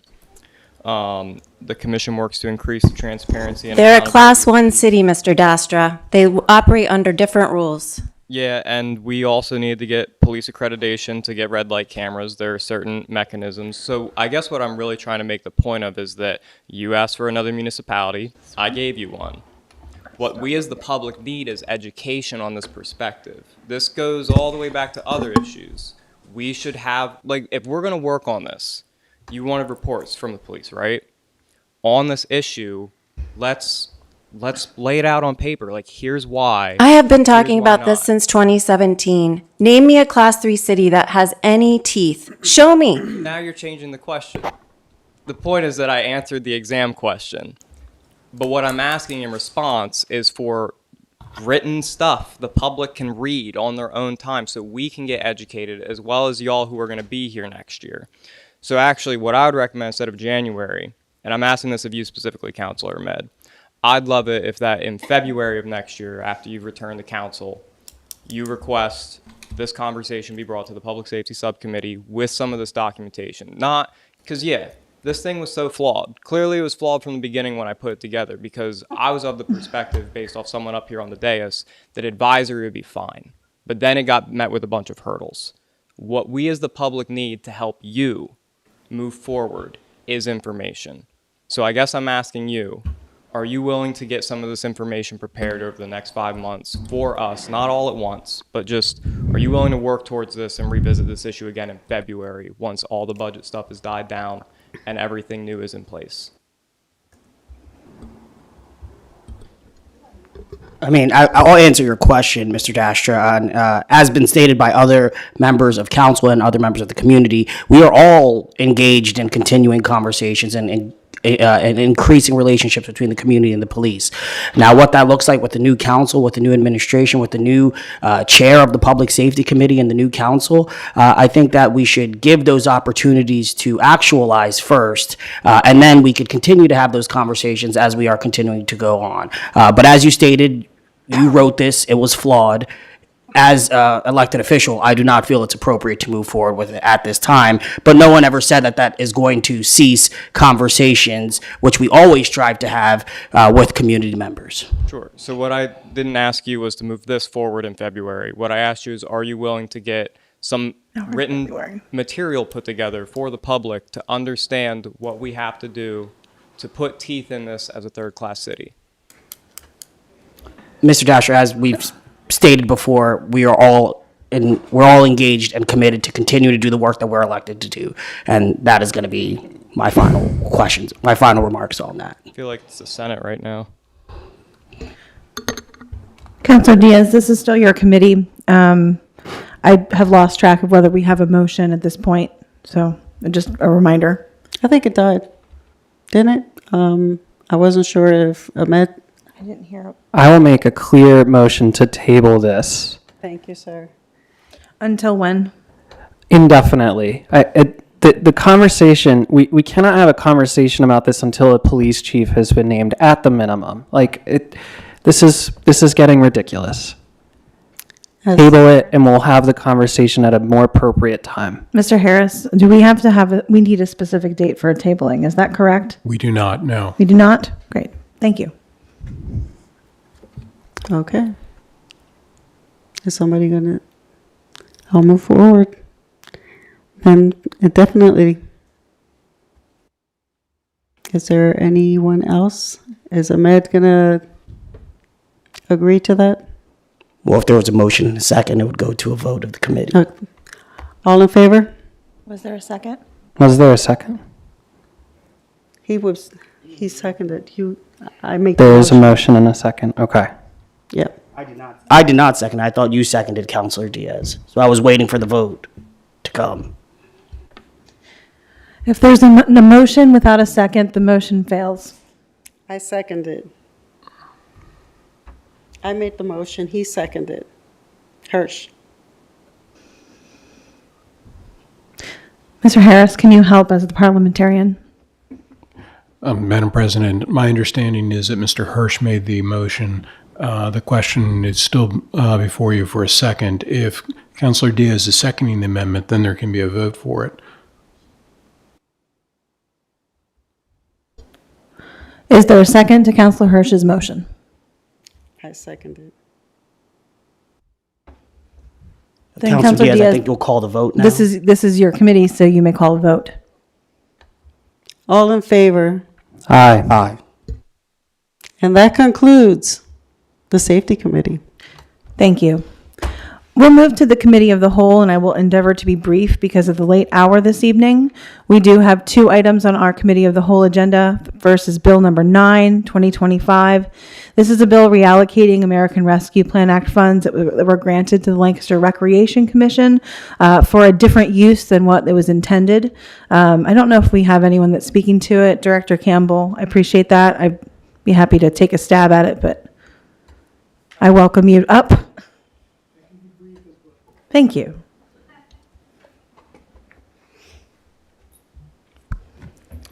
So thank you very much. This is an opportunity for us to make sure that ARPA funds that were designated for one purpose can continue to be used for a very similar in-line purpose. So the change in use for the ARPA funds was granted to the Lancaster Recreation Commission for renovation of the Price Elementary School. We're wanting, since Lancaster Rec has determined that they're not going to go forward with Price, we want to be able to spend the remainder of the ARPA dollars on other aspects of the renovation of the existing Lancaster Rec facility, which include HVAC, refurbishment of the elevator, and refurbishment of the structural bridge, the entrance bridge, if there are sufficient funds. The funds that had been allocated from ARPA were $750,000. We believe that there's about $307,000 left. However, both Lancaster Rec and SDOL are confirming what has and has not been spent on the Price building for not only asbestos abatement, but for structural purposes. We have reasonable estimates that the HVAC, which DPW and the city of Lancaster have been hobbling along with for the past 2 or 3 years with just window units, can be performed for under $300,000. So if there is remaining $307,000, then we can get the HVAC done to everyone's satisfaction. If we get better bids, then we can go into the elevator, which we're estimating to be about $95,000 to $150,000 to do the elevator.